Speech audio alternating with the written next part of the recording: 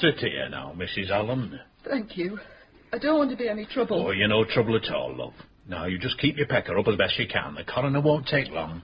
Just a formality. Well, Sergeant Malley. Yes, sir. What is it, then? What is it? God save us. It's an inquest, sir. What? It's the body you just viewed, Mr. Appleby, sir. The young lad in the mortuary. Oh, dear. And what about him? He's dead, sir. Sorry, Mrs. Allen. I know that. I could tell that.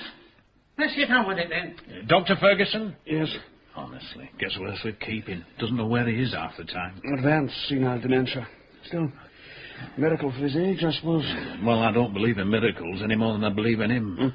Would you like to give your bit? Dr. Ferguson, sir? Well, yes. Yes. Well? I examined the body in question in Flaxborough General Hospital. In my opinion, death was due to cranial fracture and laceration of the brain, consistent with the deceased's having been involved in a collision between two vehicles. Well? That's all, sir. All? Yes. Oh, right, you can go. The doctor's fee, sir? What? You've got to give the doctor his fee, sir. I suppose we have to. There you are. Think I should have been a doctor instead of a coroner. Money for old rope. Thank you. Well, next. No, Mrs. Allen. Yes? Come forward just a little, Mrs. Allen. She's very upset, sir. Why? The boy was her son, sir. We don't know that yet, do we? That's what we're here to establish, surely. Well? Mrs. Allen, you've seen the body in the mortuary of Flaxborough General Hospital. Yes. And is it that of your son, Percy Thomas Allen, aged 18 years, an assistant storekeeper? Yes. What? Speak up. Yes, sir. Beg pardon, sir. One of these days. Who lived with you at 5 George Street, Flaxborough? Yes. Thank you, Mrs. Allen. That's all now. Just a minute. What do you want now? Straightforward adjournment for 7 days, surely. I said just a minute. Yes, sir. Not you, her. Me? Yes, you. You've been writing letters to me. I beg pardon. Letters? Letters, sir? Letters? Well, answer a woman. Have you been writing letters to me? He's really gone this time. I There haven't been any letters, sir. You mustn't question the lady like that. I asked you whether you had written to me. You must know, woman. I haven't written to nobody, sir. Hey? She says she hasn't written to anybody, sir. Not anybody. There hasn't been a letter, sir. Oh, hasn't there? Here. Look. Did you send this to me? You go on home, Mrs. Allen. Here. Did you write this? I'll take that, sir, shall I? What's it all about now? My dear friend, this is an urgent appeal. I'm in great danger. The person whose loyal and faithful companion I have been, and to whom even now my life is dedicated, intends to have me done away with. I can scarce... I know that murder is going to... Oh, it's some hoaxer, sir. Somebody having a joke. I'd better get him home. Just you get your coat on, sir, and I'll drive you home. Honestly. I'll see to Mrs. Hallam. Come along, Mrs. Hallam. I'll leave you to look after the coroner, Sergeant. Busy time for the old devil as well. I mean, 2 corpses this week. 2. And you mark my words, there'll be another yet. Corpses always come in 3s. Charities. The trouble we have with these flaming charities. What was that, Governor? Oh, please don't call me Governor, Sid. Makes me feel like Sexton Blake.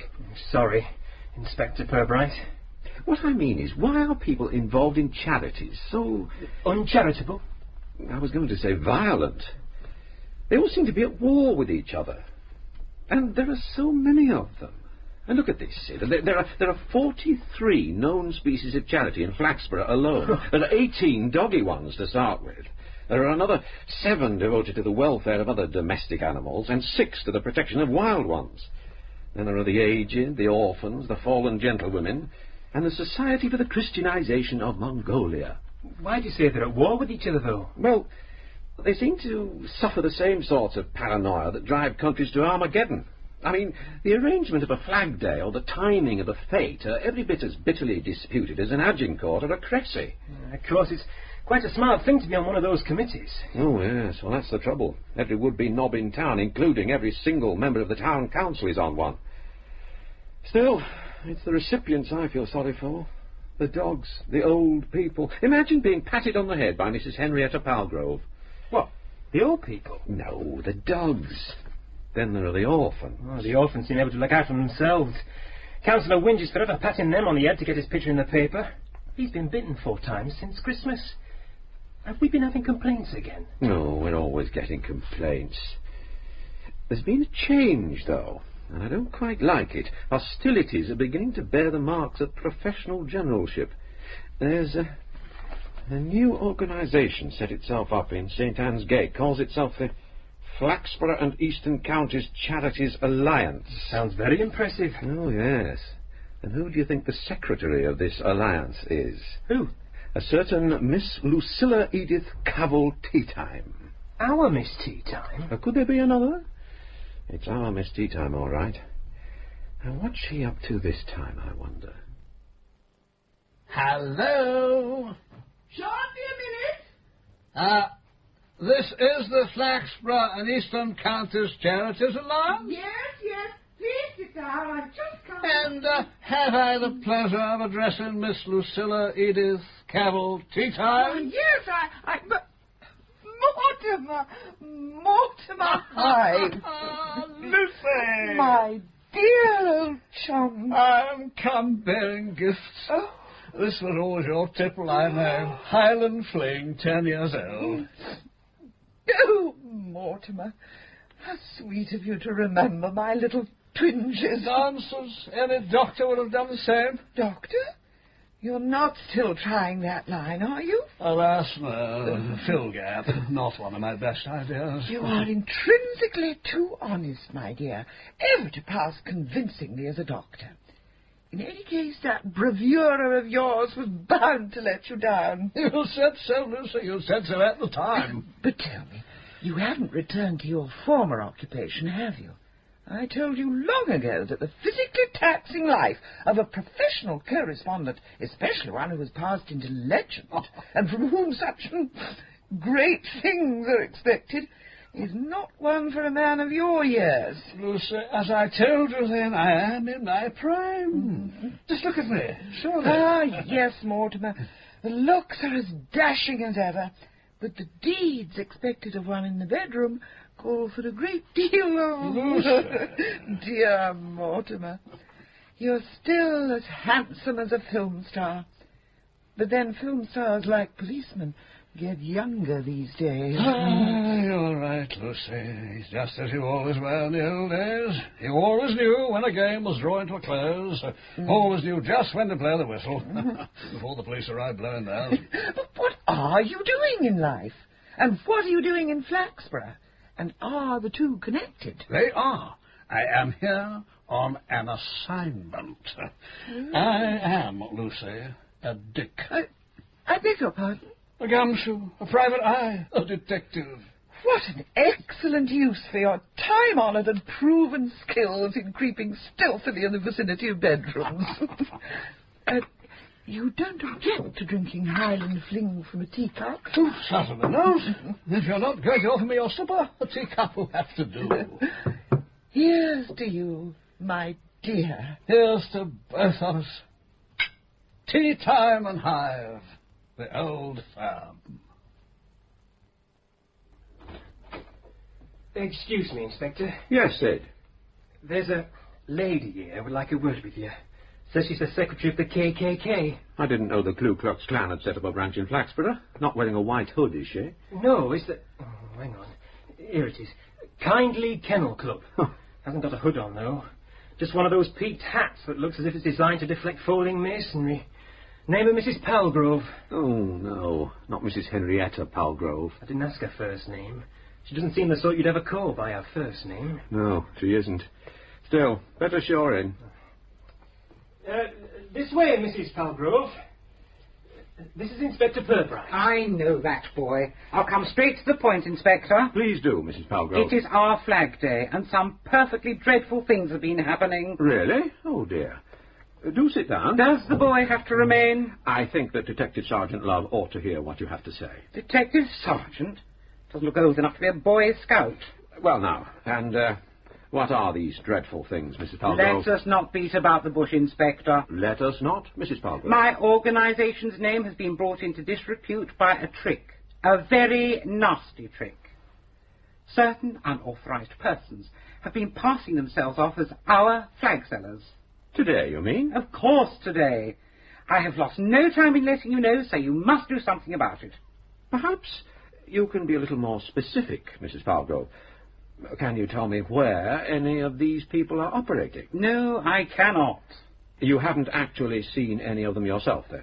A number of people have come into the Flag Day HQ. They have complained very bitterly, as well they might, although we ourselves, of course, were in no way to blame. It might be of some assistance if you were to tell me what they were complaining about. Seems it's some of the flags that have been the trouble, sir. I think they've given offence. Ah, Perhaps if you could tell us about that, Mrs. Palgrove. Unauthorised emblems, very like our own, but quite unauthorised, have got into circulation. There are words on them. Aren't there words on yours? Not these. I see. They are, as you might say, messages, printed very boldly upon a clever imitation of our emblem. Perhaps message is not quite the right description, though. No? No. Invitations, and of the most embarrassing kind. Like at fairs, I think she means, sir. Or the seaside. You know, on funny hats. Funny hats? Like Kiss Me Quick, that sort of thing. Only a bit earthier.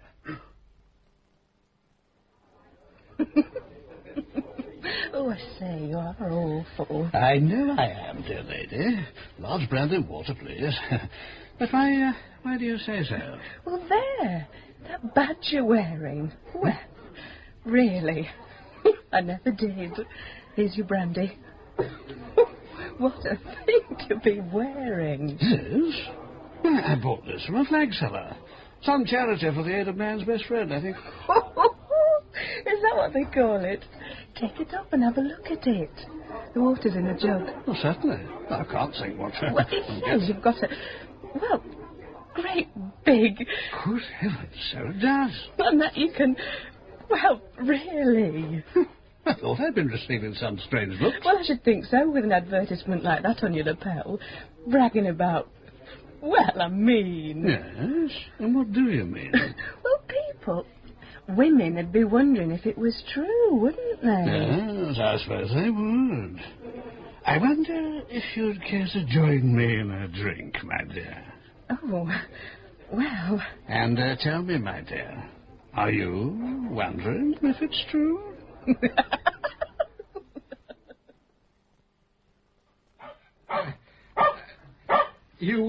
You wanted to see me, Chief Constable? Ah, Mr. Purbright. Yes, it's nice to see the ranging. Well, come in. Now then, Deirdre, leave Inspector Purbright alone. She's pleased to see you, Purbright. Quite mutual, sir. Yes, she's an affectionate little thing, isn't she? Oh, most loving, sir. Yeah. Well, Deirdre. Now then, Purbright, what is all this about some woman expecting to be poisoned or drowned or something? I'm afraid I'm not quite with you, sir. Oh, aren't you? Well, I've had this letter, do you see? I thought you might know something about it. No, sir. You don't? No. I see. Well, it's a bit chewed up now, I'm afraid. Deirdre thought it was for her, didn't you, Deirdre? Oh, yes, well, it might just be a bit of silliness, you know. Oh, of course, sir. Look, perhaps I'd better read it to you. It's not signed, you know, and I can't think offhand of anyone who'd normally address me as my dear friend. Well, never mind, though it goes like this. My dear friend, this is an urgent appeal. I am in great danger. The person whose loyal and faithful companion I have been, and to whom even now my life is dedicated, intends to have me done away with. Done away with. I can scarcely believe his change of heart, but I have heard the plan discussed and must believe it, however unwillingly. They do not think I understand what is going on. Of course I understand. I can sense when I am in the way. And I know that murder is going to be the reward for my uncomplaining loyalty. a poisoned pellet in my food, a quick injection, perhaps to be held helpless under water by a loved hand until I drown. One or other of these dreadful fates will overtake me if you, dear friend, do not bring aid. I cannot, for reasons you will understand, sign this letter, but I enclose my photograph in the hope that your heart may be touched. I gather you don't take this letter seriously. Why do you say that? Ah, you do take it seriously, then. Oh, well, everything must be judged on its merits, Mr. Purbright. I mean, here is a letter, unsigned, addressed to me by somebody or other who thinks they're going to be murdered, or says they do. And what do you propose to do about it, Well, I suppose you want to examine it for fingerprints and so forth. I think the only fingerprints it will have on it now, Chief Constable, will be yours. And, of course, Deirdre's. Yes, I see what you mean. And the photograph, sir? Photograph? Well, the writer speaks of enclosing a photograph. Oh, bless my soul. Yes. Oh, I hadn't thought of that. No. There definitely wasn't a photograph. Oh, do let go of Inspector Purbright, Deirdre. There's a dear. Deirdre. Silly girl. She's very fond of you, Purbright.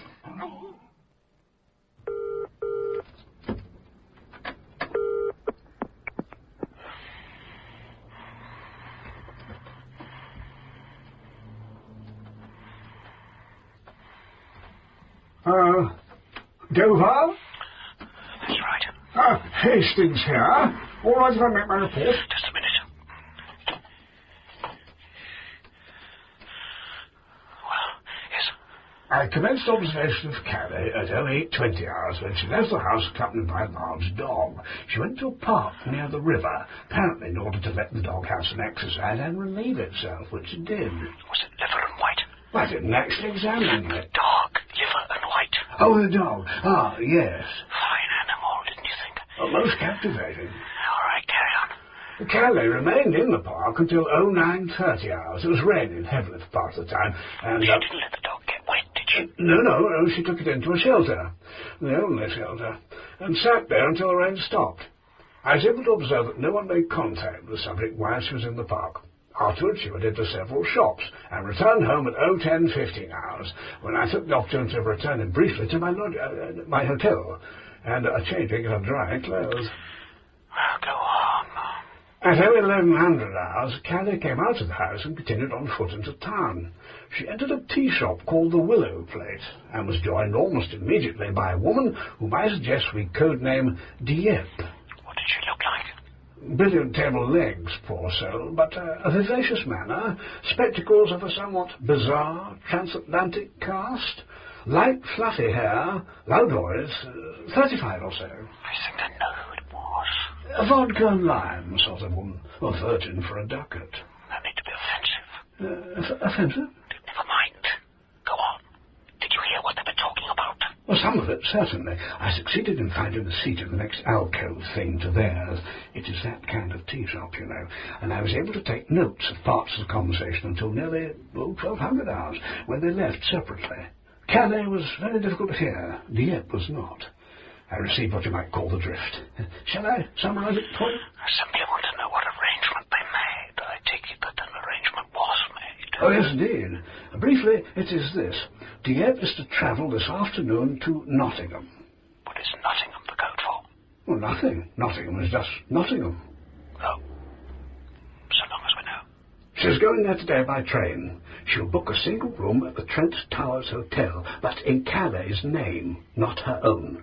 She will not leave again until tomorrow morning, when she will book out, do some shopping, and catch the 11 o'clock train back to Flaxborough. At Flaxborough Station, Dieppe will be met by Calais, to whom she will give the things she has bought, together with the hotel receipt. You have done rather well, Mr. Hastings. Oh, all part of the job, Mr. Dover. But there is more. I subsequently followed Calais to the reference room of the public library and saw her deposit a piece of paper in a book. When she'd gone, I went to the same book. It was a musical score of the Barton Pride, most appropriate, I thought.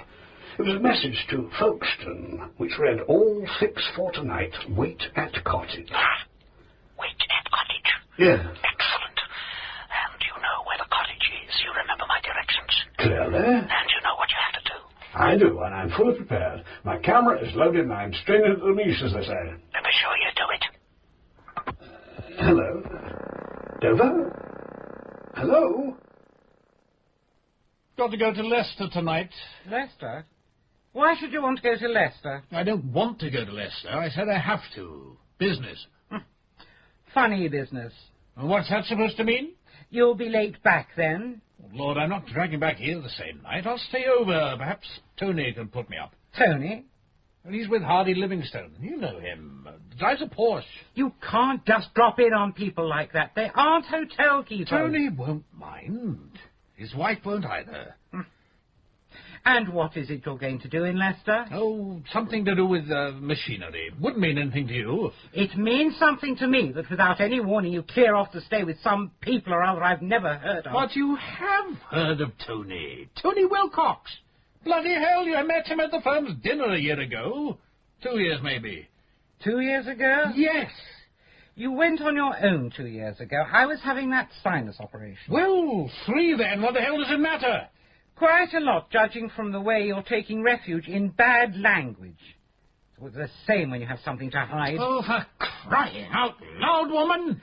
I may be a woman, but I object to being referred to as such, and I will not tolerate your bad temper. I'm really extremely upset at those acts of sabotage. Sabotage? What sabotage? You see, you don't even listen to me. I've been telling you about it all through lunch, and you haven't heard a word. The KKK has... KKK? Oh, for Pete's sake. No, you don't care. Well, go to Leicester there and stay with this Tony or whatever her name is. Her? You needn't think you can fool me. All you can think about is following your filthy little pursuits in Leicester. Once and for all, woman! Honestly, you didn't need to come with me. It's no trouble. I'm quite capable of catching a train to Nottingham on my own. Not even as if we've anything to say to each other. I shall be back tomorrow when I've done my shopping. I told you there'd be plenty of room. I told you you didn't need to come. Doreen? Doreen? Oh, it is you. I thought it was you, but I don't understand. What are you doing here? Oh, hello. Hello, Brenda. He just insisted on seeing me off. I'm just going over to Nottingham, you see. Stay overnight, do some shopping. Oh, what a coincidence. I'm going to Nottingham, too. That is, well, I was going to. Well, I thought I'd... What's happened? I don't know. He insisted on seeing me off. What are we going to do? We'll both have to go to Nottingham, that's all. Well, I suppose we can travel together. Yes, We'd better get on. Yes. Well, goodbye, dear. You know about your supper. Just wants heating through. See you tomorrow, then. Yes?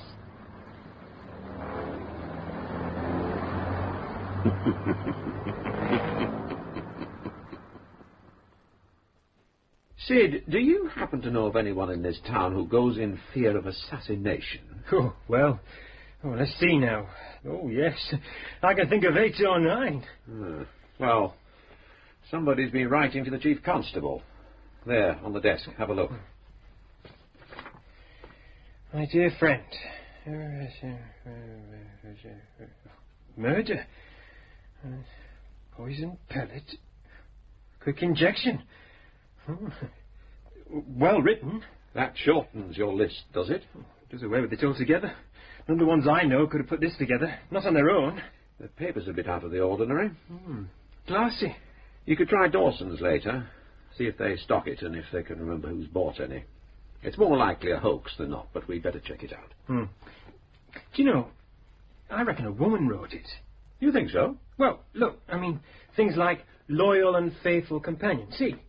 And loved hand. And here, heart may be touched. Well, I mean, it must be a woman, mustn't it? I suppose the phraseology is on the romantic side. It's downright sloshy. You may be right, Sid. This woman, there's more than just one trying to do her in.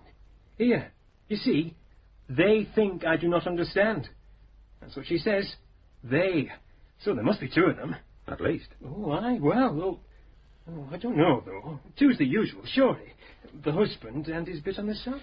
There's one thing I don't understand at all. Why does she say she can't sign the letter? Presumably, she'd have been immediately identifiable from the photograph that was supposed to be enclosed. Not that. But then, she didn't enclose the photograph.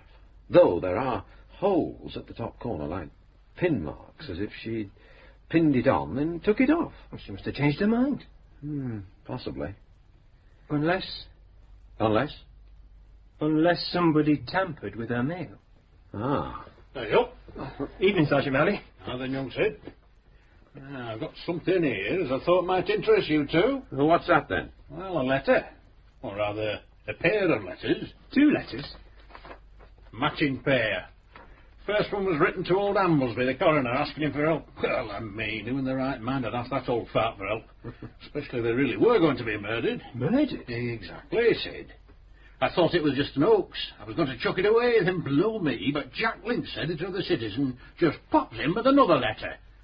And that one's a dead ringer for the first. Here, look. Same grey paper, same talk of poisoning or drowning. But that's same pinholes in the top corner. Well, yeah, now you mention it. Look. And no photograph. That's right. Though in both cases, the writer says as there's going to be. But how did you know? Same as this one. Yeah. Check 'em out, Sid. Blimey, you mean there's 3 of them? This one was sent to the Chief Constable. My dear friend, this is an urgent appeal. I'm in great danger. The person who's... Blimey. Another of them. Sure thing, Governor. All exactly the same. 3 of them. Yeah, this is it then. I knew it. They always come in 3s. What do? Letters? No. Corpse.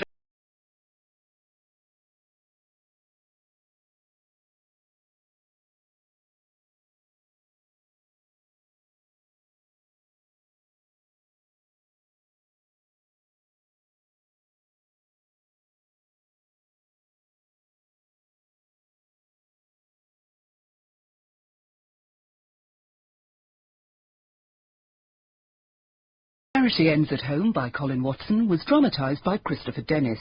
John Rowe played Purbright, Paul Downing, Love, Anne Rye, Lucy Teatime, and Geoffrey Banks, Mortimer Hive.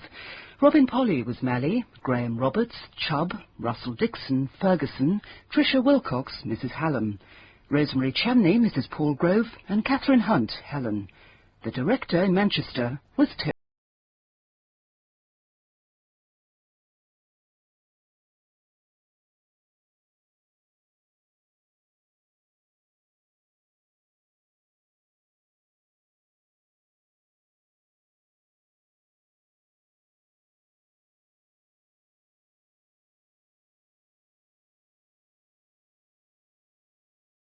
Honestly, Governor... Sid. Sorry, Inspector. But all this time we're spending on these charities... Well, is it worth it? I mean, if they want to go sabotaging each other's flag days, why don't we just let them get on with it? Don't tempt me, Sid. Don't tempt me. Well then, it's dead boring.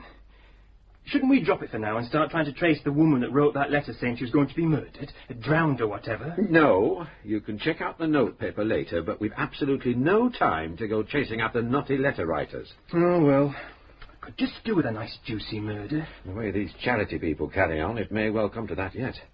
But, you know, that act of sabotage wasn't the first of its kind.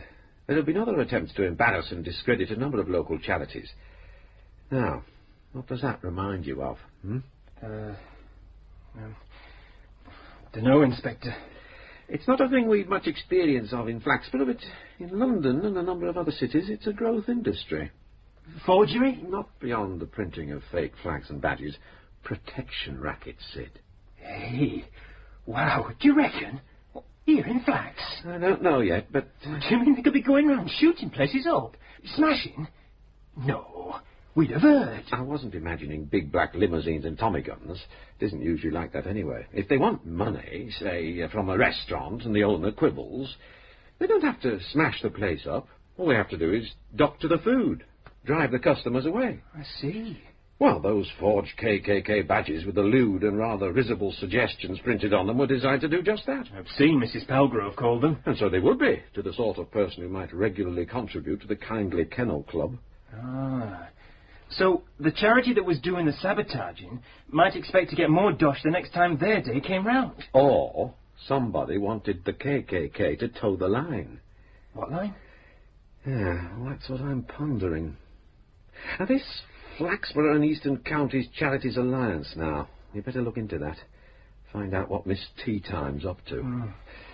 Phil. I can't do any more on it today. I'll have to go and speak to the boys at the grammar school after tea. Better go home and change into my good suit. A careers symposium, the headmaster calls it. Got to talk to the boys on the joys of being a policeman. Oh, if only they knew. Maul him, Fry! Maul him! Knock him down and stamp on him! Oh, no tears, blinking soft, Fry hardly touched you. Any boy who cries will see me after. Get something to cry for. Now run with it, Fry! Run with it, man! Don't saunter! No, told you. Serves you right. Hey, Master. Afternoon, Booker. I wondered if I could... Is it important? Look, I've got to kick some spine into the sixth form. Too much pubescent lethargy and nicotine poisoning. Well, it's about tonight's career symposium, Headmaster. Yes. You know Mr. Bearns let us down. Again? Yes, sir. It's in connection with that, Look, actually. play on without me for a minute. And let's see some bloodshed. Look, remember your grammar school boys and therefore superior. Don't want those oiks from the secondary modern grinding you into the mud. Well, sir, I happen to meet a most interesting gentleman there, Mr. Mortimer Hive, who's visiting Flaxborough for a few days from London. The metropolis, eh? It struck me that he might be a very interesting person to speak to the boys, broaden their horizons at the symposium, I mean. Indeed, he might. What is his profession? Well, he's retired now, and I don't think he's entirely at liberty to tell us the nature of his work in detail. Don't follow you. I think he might be restricted from too much frankness by the Official Secrets Act. Good Lord. I see. Do you mean he was... Well, he can't say as much, of course, but he was obviously in public service at a very high level. He certainly moved in the very highest circles, aristocracy, members of Parliament. He certainly sounds quite a catch, Booker. How did you meet him? Well, as you know, Headmaster, I'm involved in certain charitable work here in the town. Yeah, does he great credit. And I happened to visit the hotel where he's staying to display some literature, and we struck up a conversation. And he agreed to participate? Well, he showed great interest. I'm sure that if you were to ask him, he would be delighted to give the boys the benefit of his great experience. I could arrange for you to meet him, if you like. I should be delighted, Booker. Quite fascinated, in fact. Well done. Thank you, Headmaster. A man like this, Mr. Mortimer Hive, with his experience in the corridors of power, is bound to impart the high ideals and admirable principles which we want our boys to possess. Kill him, messenger! Don't hug him! Rip his ears off! Mortimer Hive! That is the fourth cream cake you've consumed in as many minutes. You could never have gained your reputation as the finest professional correspondent in the business if you'd shown so little regard for your figure and vigour in the past. Perfectly true, Lucy. But now that I am condemned to be the man in the raincoat behind the camera, rather than the devil-may-care athlete frolicking in front of it, I can permit myself these little indulgences. But surely even a private detective must be lithe and light on his feet. I am enjoying myself, Lucy. Away from the noise and bustle of London, I feel as though I am on holiday. You mocked me when I came to settle in this out-of-the-way place, Mortimer. But this altogether charming town has been a revelation to me. It certainly has its attractions. There's a young lady who serves in the cocktail bar of the Three Crowns. Then if you have designs in that direction, that must be positively your last cream cake. But you're making out all right, then, Lucy, are you? I'm being kept nicely occupied, and that's the main thing. You can have no idea, Mortimer, of how much room there is in the charities field for proper organisation. I confess I found the work quite exciting. Well, it's not the sort of thing I would have thought easy to corner. There is, unfortunately, a long tradition of rivalry between the various charities. The doggy factions are especially difficult to reconcile. But once I've convinced them of the value of my little Flaxborough and Eastern Counties Charities Alliance, and of the wastefulness of dissipated effort, they quickly see that the situation can be, what's the modern jargon, rationalised. How do you convince them if they don't want to come under your wing? Oh, they soon find out that so many things can go wrong. The organisation of a flag day, for instance. It's amazing how easily the whole event can be wrecked by the tiniest accident or misunderstanding. Do I detect some techniques of the protection rackets? Only in the nicest possible way. And it is for the benefit of our dumb companions, after all. But tell me, how goes the case? Oh, bagatelle, Lucy. I have a photographic appointment tonight with the wife and her lover in their trysting place, Folkestone and Calais making the beast with two backs, as the bard so evocatively put it. The Folkestone and Calais? Code names, Lucy, tricks of the trade. Oh. I am Hastings for the purpose of this exercise. My client is Dover, his wife is Calais, and her paramour is Folkestone. Seems rather complicated. Well, so it does to the uninitiated, but I promise you, it adds Guinness to the bill. Calais has ostensibly travelled to Nottingham to stay the night in a hotel to do some shopping. In truth, she'll be writhing in an ecstasy of illicit passion with Folkestone in some cottage on the outskirts of town. I have but to flick the shutter of my camera as they frolic in flagrante, and my work will be done. Is Folkestone also married? Very much so. And what is his cover story, I wonder? I am not privy to that. From his appearance, a business trip would seem the obvious lie. Lucy, if you are not going to eat that last cream cake, then I am. Evening, Mr. Spade. Oh, evening, Sir Bally. Yes, and that bit of lamb you got to open your window. Home kill, is that? Slaughtered it myself. Well, and how's the world of crime this week, then? Keeping you busy, are they? Well, there will be. Bodies, Jack. Bodies. Bodies? Dead bodies. Cold and lifeless on the slab. I'll have a quarter of that press beef, if you please. Oh, yes, bodies. Had two this week, you see. Two? Must be room of your feet. There was old Miss Bassett, knocked down gathering herbs on the level crossing. I wonder why she not been in. I was saving her some giblets. And there was young Percy Allen, knocked up his motorbike. Now, that was sad. Well, that's only two, you see. Only two? The thing about bodies, you see, is they always... Excuse me, I'm in a hurry. Don't mind if I see to Mrs. Palgrove, do you, Bill? Mrs. Palgrove's special. All wrapped up and ready? I thought Mr. Palgrove was going to collect it. And so he should have done. I should know better than to expect him to remember anything. All he can think about is some business trip he says he has to make. Oh, here we are, then. I'd like to see it, if you please. Kindly unwrap it. Of course, Mrs. Palgrove. There we are. I don't want any of that fat. You know he can't abide fat. Kindly remove it. Oh, well, just as you please. Take that bit off there, shall we? And there. Oh, yes, there now. How's that? Oh, I suppose it'll have to do. Let's be down to 45p now. I'll put it on your bill, shall I? Of course. Good night, Mrs. Palgrove. See you on Friday as usual. Miserable old sow. I tell you, if my wife had a face like that, I'd not need a hatchet for chopping firewood. That husband of hers, what's his name? Leonard? That's Leonard. He must be finicking with his meat, wanting all that fat cut off it. That's not for her husband. That's for that daft little dog of hers. Rodney, it's called. Reckon old Pally Palgrove has to eat whatever's left after that dog's done with it. Still, they reckon he gets some nice bits of flesh in other ways. Now, what was that you were saying about bodies? Oh, two this week. Well, mark my words, where bodies are concerned, they always come in threes. Here we are. Large brandy and water. How's that for waitress service? Enchanted. To watch you walk across the room toward me, dear lady, is worth far more than the brandy. It is one of life's great bonuses to see such grace and voluptuousness. Oh, things you say. You're embarrassing me now. I tell you no lie. You draw me like a siren. You do have a way with words. Thank you. At what time do you finish work, my dear? Oh, Well, tonight? Tonight, no. Tonight I fear I have to work for my living. Tonight I have an assignment. I bet you mean an assignation.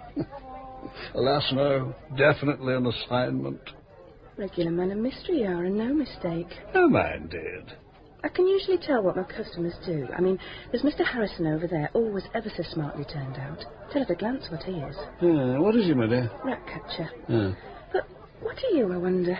And why have you got that big leather case with you? In this case are the tools of my trade. Looks like a camera. See, there's no pulling the wool over your eyes. You're a photographer. Well, it's just part of my work. Are you a famous fashion photographer? In Vogue and Harper's and things like that? Some of my clients have just taken off the very latest creations. Well, tell me. I'm sure you'll find me very discreet. Will I, indeed? In every way. I'm not one to go telling the world, you know. I may want to test your discretion. Might you know? Mr. Hyde, there you are. I am to meet these gentlemen. I shall return tomorrow, dear lady, and we will take up our conversation where we left off. Mr. Hyde. Good evening, Mr. Booker. May I introduce my headmaster, Mr. Clay? Mr. Mortimer Hyde. Delighted to meet you, Mr. Hyde. The pleasure is mine, Mr. Clay. And this is Mr. O'Toole, the County Youth Employment Coordinator. Now then, Cocky. Now, what are we all having, headmaster? A small and extremely dry sherry, Mr. Booker, if you please. Brandy and water would touch the spot, I fancy. Find a wallop. Won't be a minute. A dry sherry, brandy and water, pint of best bitter, and a lager and malt, please. You are from London, I gather, Mr. Hyde. From London, indeed. A city of great opportunities. Boundless. You will appreciate, Mr. Hyde, that for our young people, London is a magnet. To them, it promises fulfilment. We educationalists may have a more sceptical view, and with good cause, I venture to say. But we do not flatter ourselves that we can correct the naive assumptions of youth. Only experience can do that. Here we are. Your blood's worth plot then, Squire. What the headmaster's leading up to, I think. Now, Booker, pray allow me to do my own leading. Mr. Hyde will see his object soon enough. Mr. Hyde, we arrange from time to time at the school what we call a careers symposium. What a splendid idea. Cheers. Well, I didn't touch the sides, Mr. Hyde. Good health.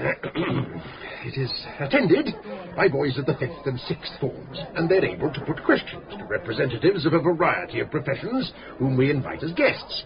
Now, may we have the pleasure of inviting Most you to... kind. I'd better stick to brandy and water, I think. I see. Mr. Booker? Very good, headmaster. Now, it so happens that just such a symposium has been arranged for this very evening in 25 minutes' time. The panel, I fancy that is the word, is a not undistinguished one. We've been promised the attendance of a solicitor, also an estate agent, and an inspector of police. Unfortunately, all these gentlemen follow their professions locally. Your brandy, Mr. Hyde. Your health, my dear son. Your very good health. Now, if our boys were to be presented with some stimulus to their imagination in the form of a visitor from the great metropolis... The great metropolis. Indeed, here's to it. Oh, my glass seems to be empty. Let me do the honours, sir. Mr. Clay? Not just at the moment. Now, I should esteem it a great favour, Mr. Hyde, if you would come along to our little symposium and possibly say a few words to the boys on the subject of your career. Leave me, my dear sir, to your siblings. You're sure you don't mind? Mind? Certainly not. I can think of absolutely nothing that would give me greater pleasure. Oh, dear. Is something amiss? Oh, dear. The fact is that I have just remembered that I have a most important engagement tonight. Most important. Mr. Booker, Mr. Hyde says he has an engagement. You didn't mention anything about that. Well, I really didn't know, headmaster. Anyway, perhaps it's not all that urgent, Mr. Hyde?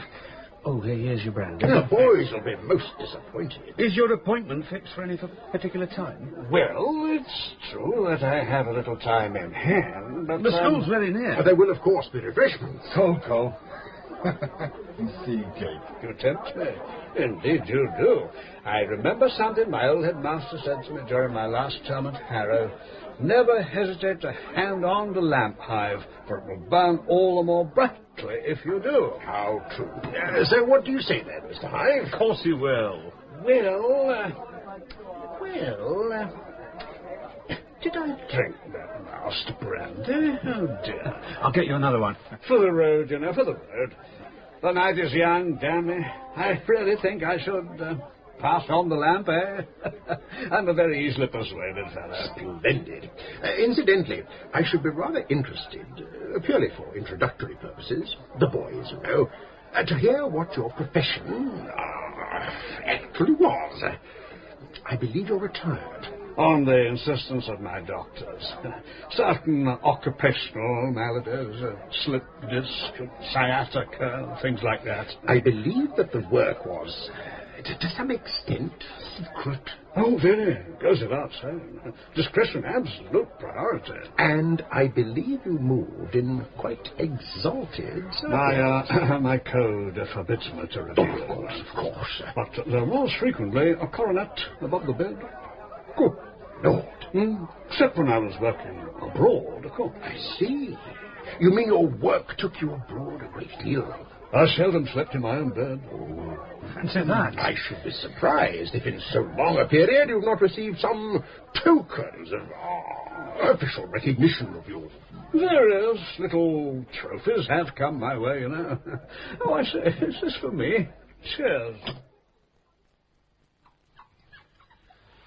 There we are then, Rodney. Whose mummy's echo cheeky boy then? Right. I'm off then. To Leicester? That's right. And you expect me to believe that? Well, now, what's that supposed to mean?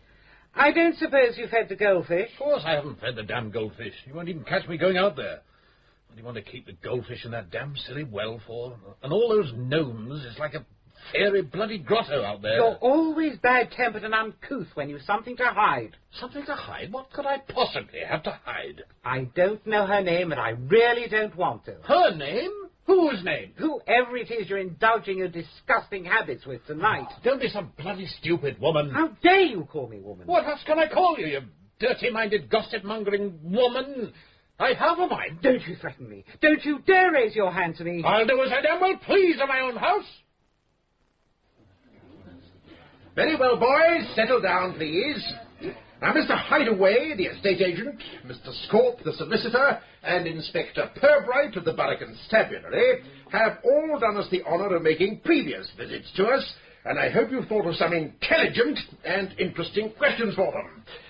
But first, I should like to introduce to you boys a very special, I might almost say, mystery guest.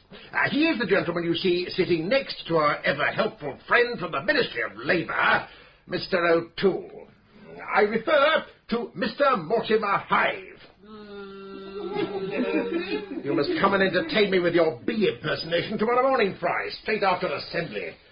Mr. Hive is from London. Big deal. And when I say he is from London, I do not think I betray any interests of national security by telling you that his work, from which he has now retired, was of a highly significant and confidential nature.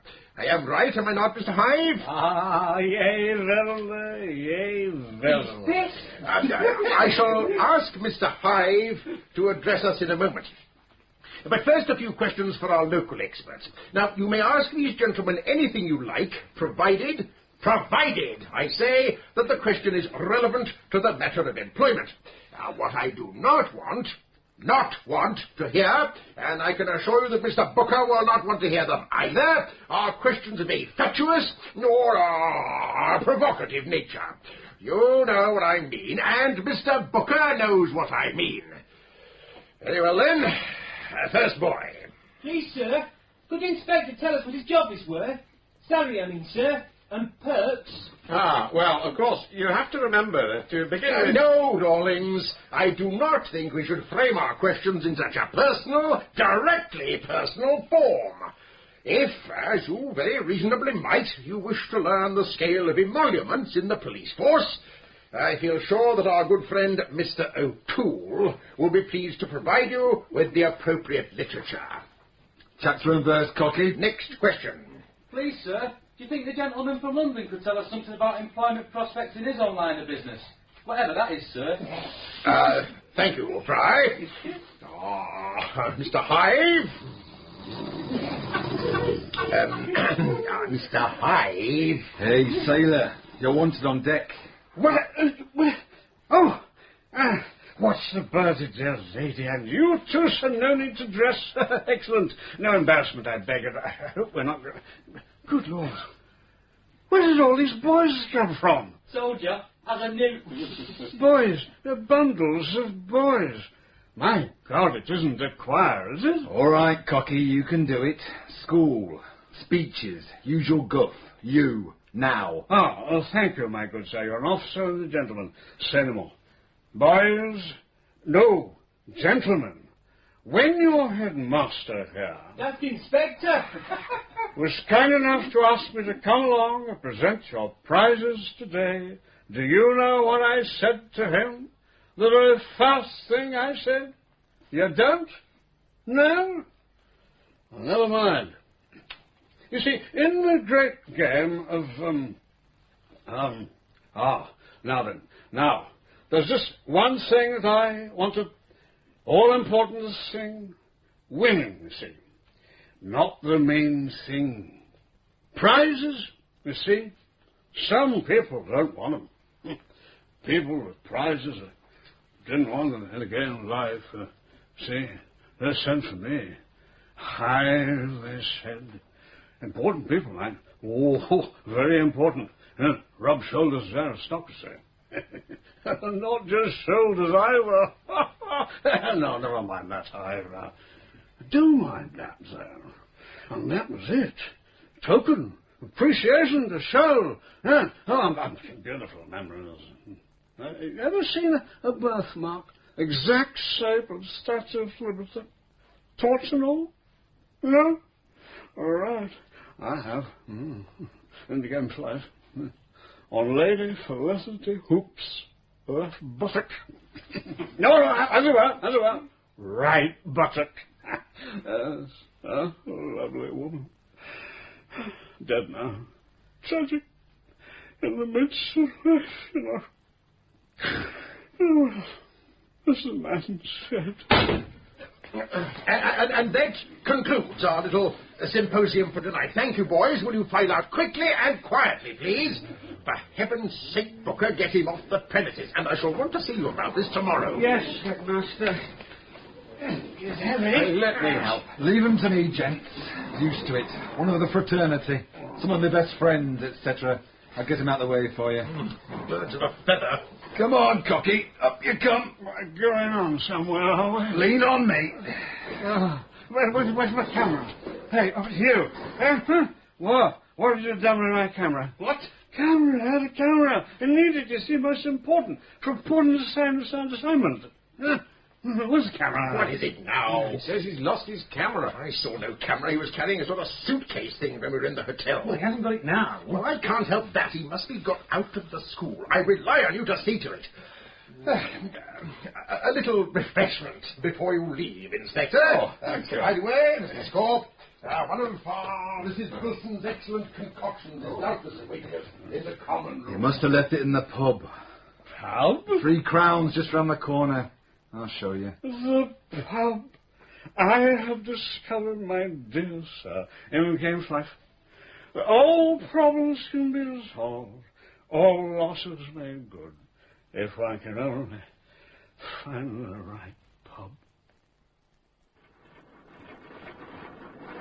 It's no use. I can't find it. It's definitely not in the cocktail bar, and I've searched the lounge.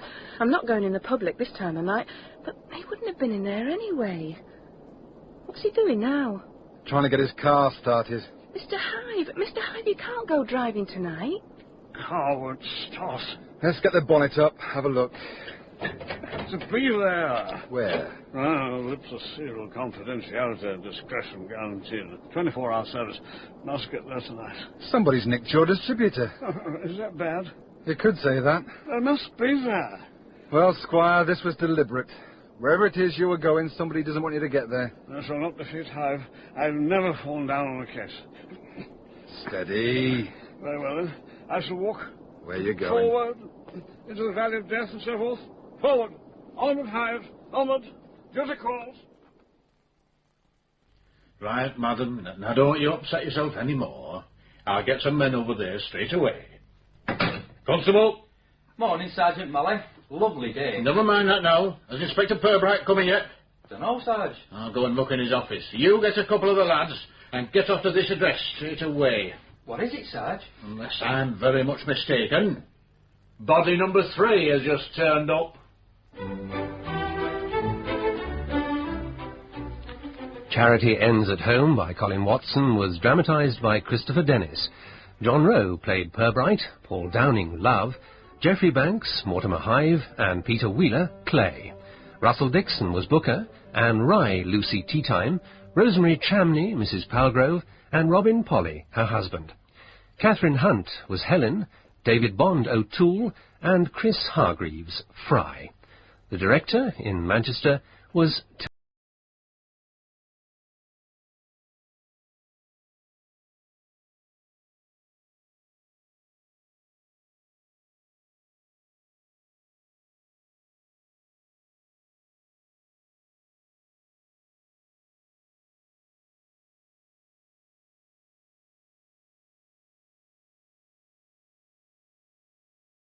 Purbright? Morning, Bill. Come in. Guess who's been found down a well? Some bloody charity organiser, I expect. That'll be all I needed. Oh, so you've heard already? Heard? Heard what? Well, there's business about a woman in a well. Mrs. Palgrove. She's a charity organiser, isn't she? Polly Privale's missus, Brompton Gardens. Good God. Well, when you said... I was joking. The trouble I've had with these charity organisers. Not likely to be natural causes, is it? Not unless she stuck her own head down the well and kept it there. Could be art, I suppose. A well, though? In Brompton Gardens? Oh, it's one of them dummy ones you see at garden centres, made of concrete done up to look like stone, with a plastic roof on it and plastic bucket on a chain. Seems it's filled to the brim with water and has fish swimming about in it. She's got gnomes all around, isn't it? Oh, quite a feature. You've not seen it, then? I've never been on her visiting list. Are you sure about all this? Oh, we've only had a phone report up to now. Seems right, though. Cleaning lady, name of Mrs. George, found her half an hour ago. Couple of the lads have gone to the house. Right. I think we better join them. Come on. I'll want Sergeant Love as well. See if he's in the canteen, will you, Bill?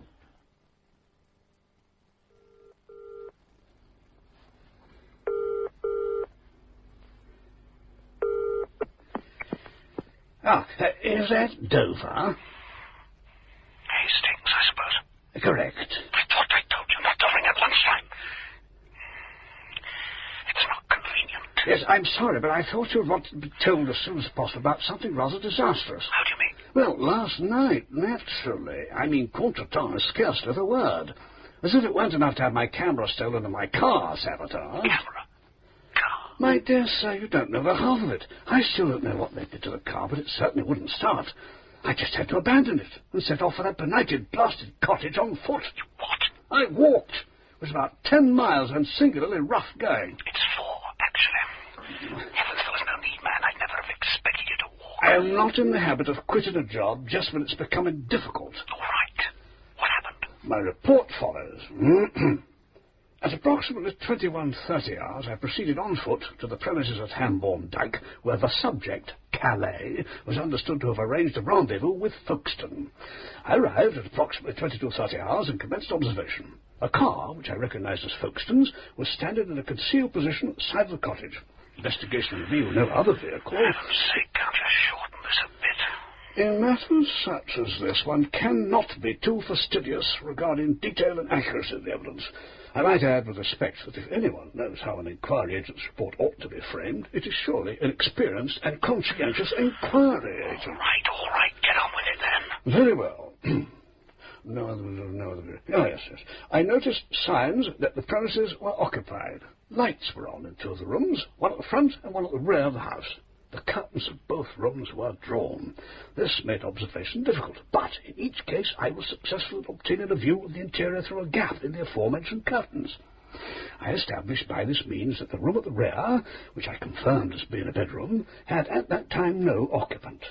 In the front room, however, I observed Folkestone. He was alone and appeared to be drinking. there was no sign of the subject, Calais. I kept Folkestone under observation until 3 o'clock. 300 hours. He left the room twice for short periods. The subject did not appear. At 3 o'clock I observed that Folkestone was asleep. I therefore took a short rest myself. Where? I leaned against a tree. In this profession one acquires a facility for going into a light doze on one's feet. I had, of course, set what I call my mental alarm clock to arouse me at a reasonable time. What time was that? 6:30, actually. May I finish my report now? No. There really wouldn't be any point. To be perfectly frank, the situation is not at all what it was. I'm not sure that I understand. I'm sorry. The thing is, there has been a reconciliation. I'm grieved to hear it. You shouldn't be. The saving of a marriage is a matter for rejoicing, surely.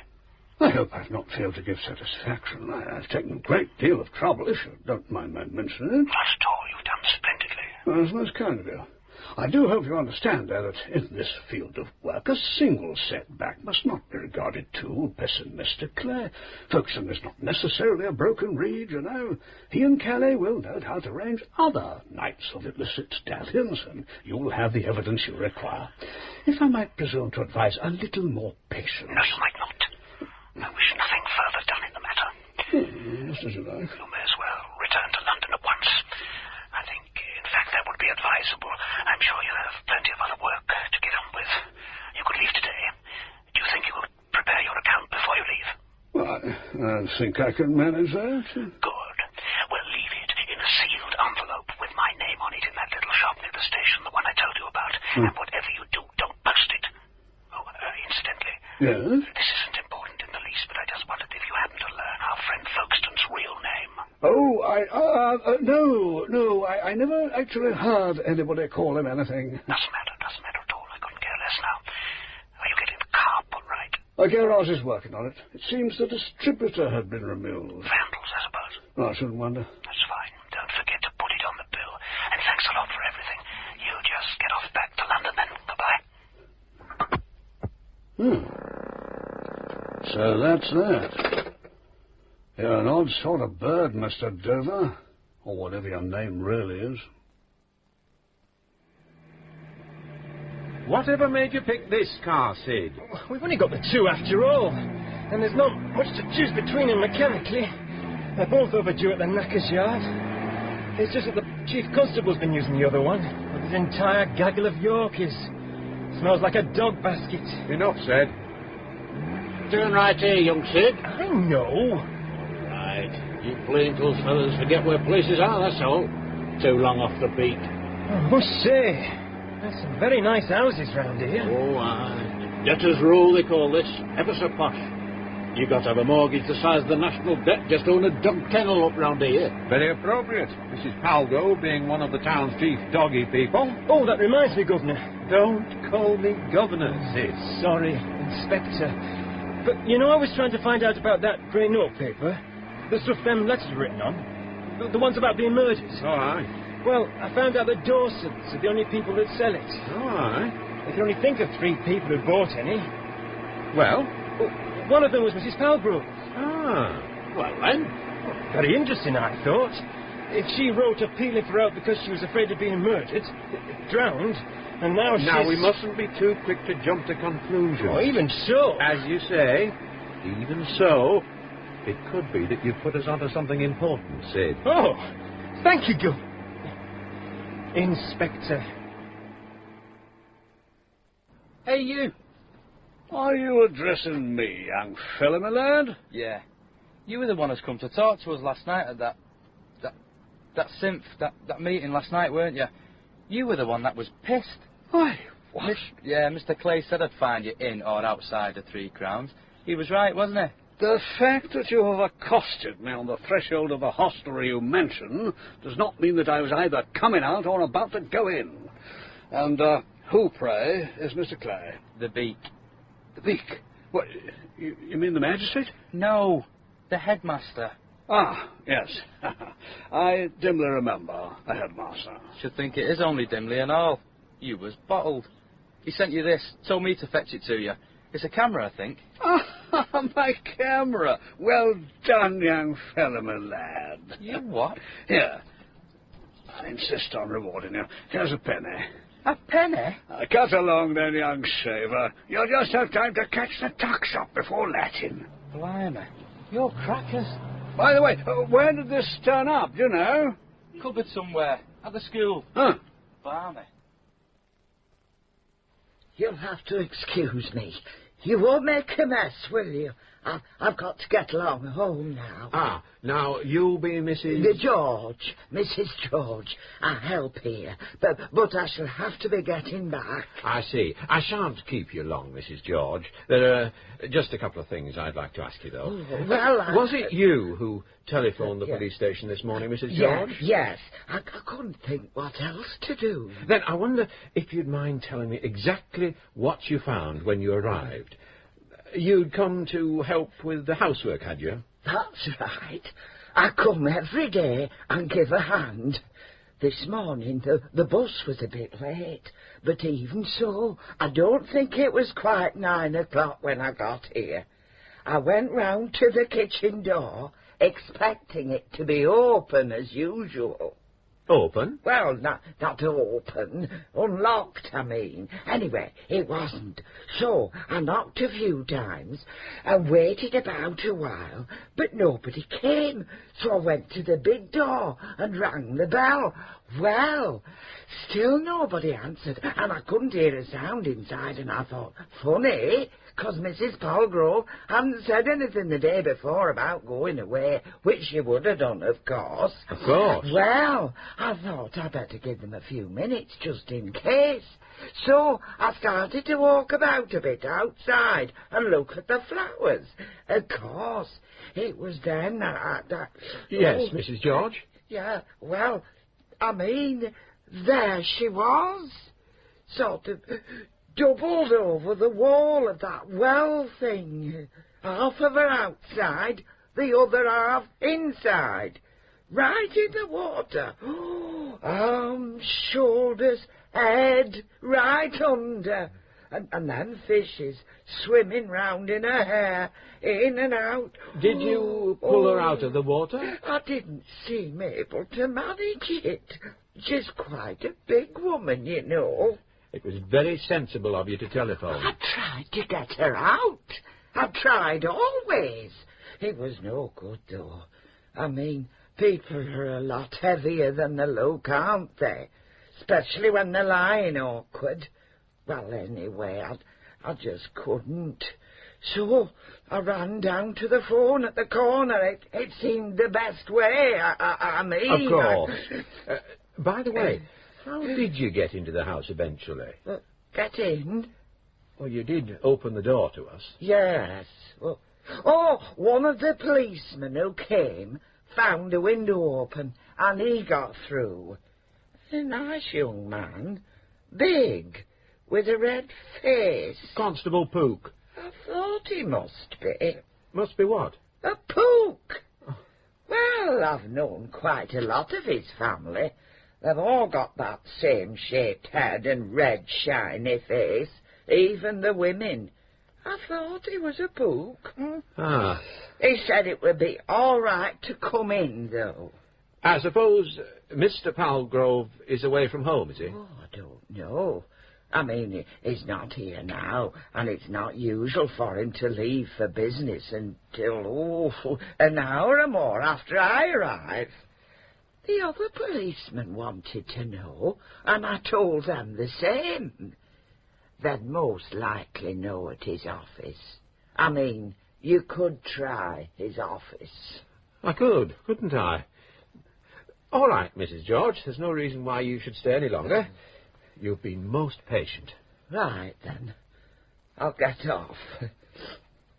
I knew he was a Pook. The minute I set eyes on him. Funny lot.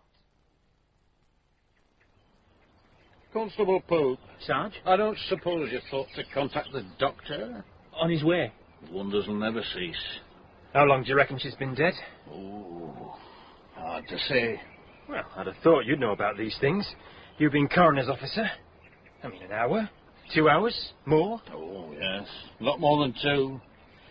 I'd say it was last night sometime, from the colour of her. I must say, Something about a dead face, isn't there? It's not... well... Human? Yes, I suppose that's what I mean. The makeup just makes it look worse, too. I'd better cover her over, poor soul, till the doctor gets here. Morning, Constable Pook. Morning, Inspector. Been dead for hours, sir. Sometime last night from the colour of her. How long do we think the doctor will be? Anybody know? Any time now, sir. It's Dr. Ferguson from General. We couldn't get hold of Reynolds. You've tried to contact the husband? We haven't had much luck, sir. I rang his firm, but... That's Camflax, isn't it? Yes. I rang him straight away, but he wasn't there. They said he didn't usually turn up before 10. I called a bit later when his secretary had come in, and she said he'd arranged to go to Leicester last night. When does she expect him back? Sometime this morning, she thinks. All right. Well, at least we know why he isn't here. Bill, you'd better get over to Camflax and wait around in case Palgrove goes straight to his office. Break things to him gently and tell him there'll be somebody here waiting. Right. What a Swiss. What? This well. It's a fake. You didn't think it was real, did you, Sid? Well, I didn't expect it to be plastic. Daft thing to keep fishing anyway. How do you think it happened? She must have leaned too far over, I suppose. She'd have a job. Bloody hard on the belly, this edge is. Now, supposing your hands slipped, Bill, wouldn't your head and perhaps your shoulders go under? Aye, they might. Just for a second. But I could easily enough yank 'em out again. Look, as long as you've got the weight of your legs on this side of the ball, you're anchored. You can get your head up any time you like and push yourself back. Like this. Then why didn't Mrs. Palgrove push herself back? It was only the upper part of her body that was in the water, wasn't it, Pook? That's right, sir. The lady was sort of jackknifed across the wall, one half each side. I could show you if you like, sir. Oh, no, you needn't do that. I quite see what you mean. There's only one explanation I can think of. Heart attack? Well, it does happen. And she looks overweight, poor soul. Look who's talking. That'll do, young Sid. In any case, son, I don't go out feeding goldfish in the middle of the night. Middle of the night? Well, it must have been dark anyway. The lad saw this torch in the bottom. Here, look, and raked it out. Was there anything else down there? We only saw that flashlight. But we didn't make what you'd call a proper search. The water's pretty green lower down. Hard to see. No, naturally. Ah, here's the ambulance now. Hey, what's that? That's Rodney, sir, Mrs. Palgrove's dog. Have to put him in the garage for now. Oh, that's all right. I thought the Chief Constable was creeping up on us.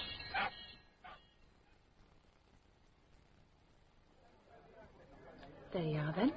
One large brandy. Must say, this is a nice surprise. The state you were in when you went marching off into the wide blue yonder last night. I never expected to see you again. I said I would return to carry on our conversation from where we left off. Oh, you remembered then? How could I keep away, my dear? Go on. You can call me Helen, if you like. Oh, I do like very much, Helen. And you are? Mortimer. Oh, Mortimer? Oh, I say. I've never known a Mortimer before. I shall call you Mort. Well, I suppose if you must. What's all that writing you're doing, Mort? Do tell me. I'm preparing an account of professional fees and outgoings. You're not. You're writing a love letter. Might I hope that you could be free for an hour or so this evening, Well, Helen? I dare say I could tell you, but only if you let me know what you're really writing. But I've told you, I'm making out an account. Honest? You're just another commercial traveller after all, then? Oh, very well. Now that my assignment is completed, I will tell you. I am a private detective. No.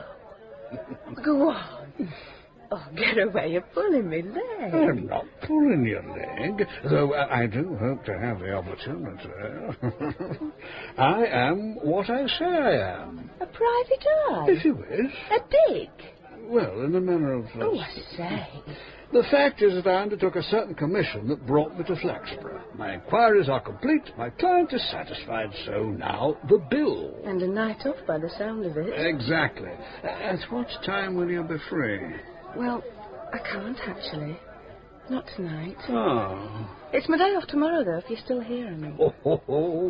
Nothing, not plague, famine, civil disturbance, nor act of God will be allowed to take me anywhere else. Oh, you do talk nice, Morty.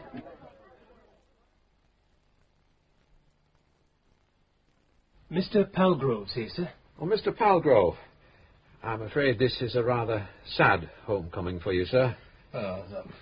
Well, don't know what to say.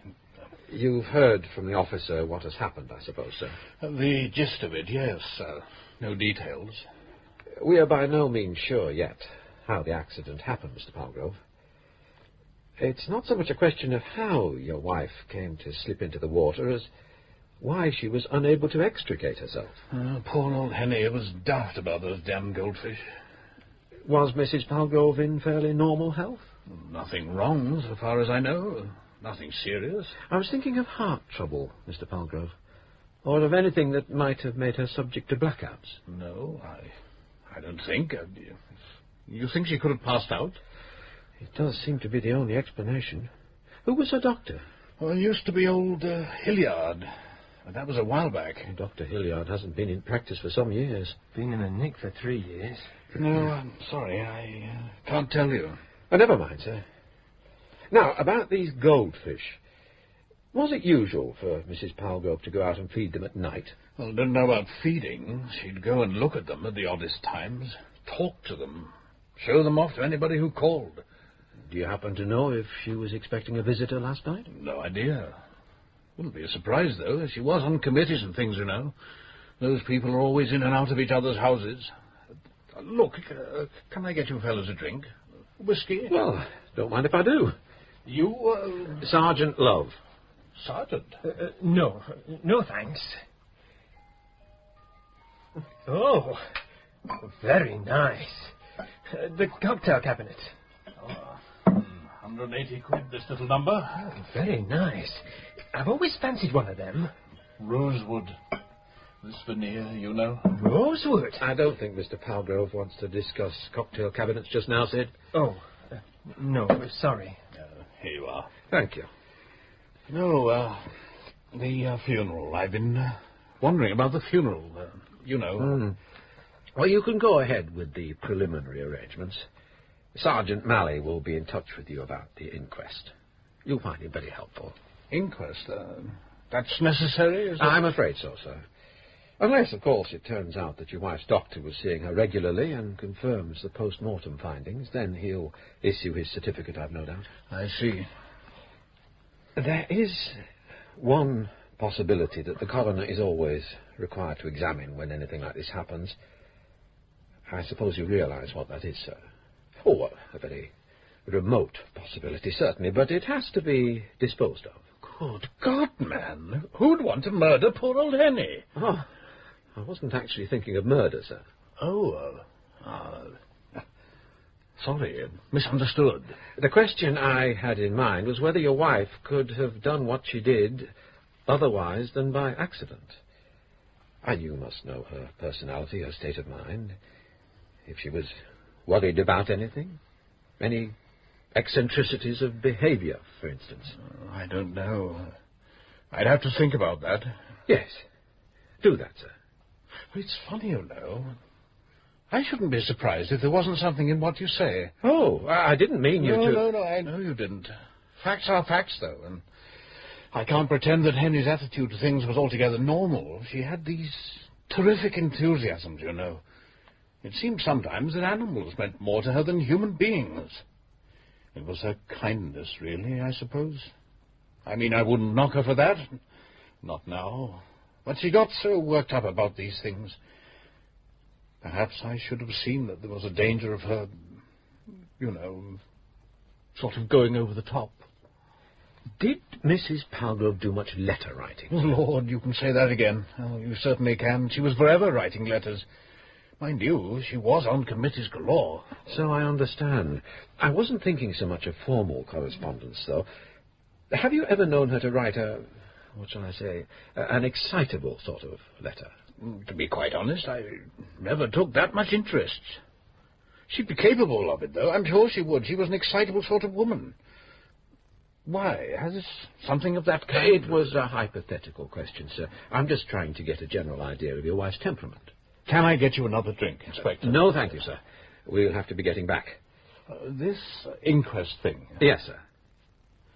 I suppose I ought to get my solicitor on the job. Oh, well, that's a matter for you to decide, Mr. Palgrove. He would accompany you if you wished, I'm sure.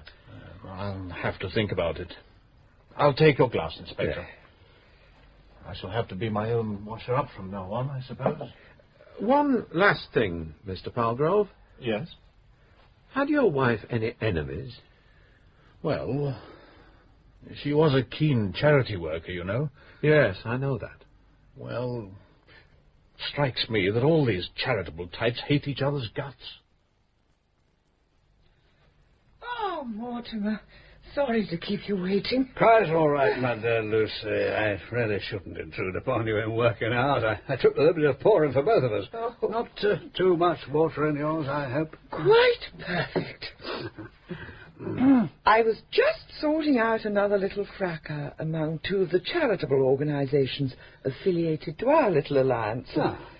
When it comes to malice, vindictiveness, and a desire to inflict grievous bodily harm, our old friends in Soho are as a Sunday school class compared to the members of the Flaxborough 4-foot Haven.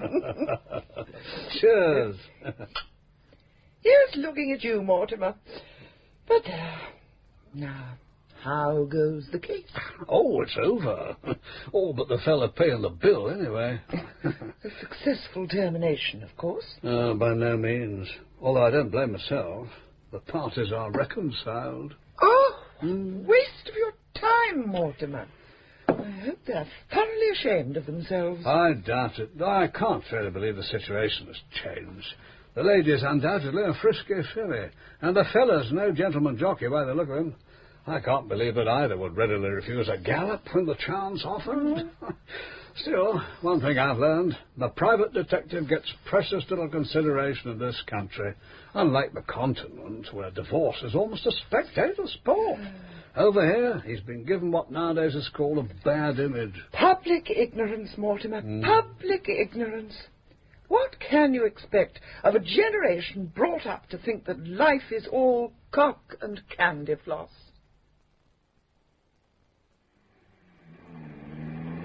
What do you make of Pally, then? What do you think I should make of him? I reckon he's a bit of a rumbugger. I reckon you could be right. They say he's rattling some totty from Jubilee Parkway. That's one thing I admired about you, Sid. You have an eye for geographical detail. Think he murdered her, then? Oh, now. Sid, I don't think we should jump to conclusions. You don't really believe his wife did herself in, though, do you? No, I don't. But it was very interesting to see how appealing a theory Mr. Palgrove found it. Once it...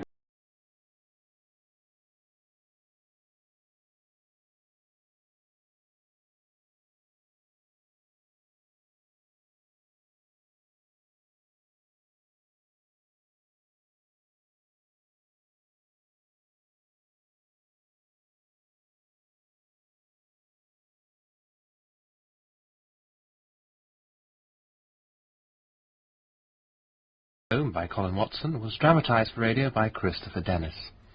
John Rowe played Inspector Purbright, Paul Downing Sergeant Love, and Robin Polly Mr. Palgrove. Geoffrey Banks was Mortimer Hive, Anne Rye Lucy Teatime, Catherine Hunt Helen, and Russell Dixon Dover. Chris Hargreaves was Fry and Peter Rylands Puck. Charity Ends at Home was directed in Manchester by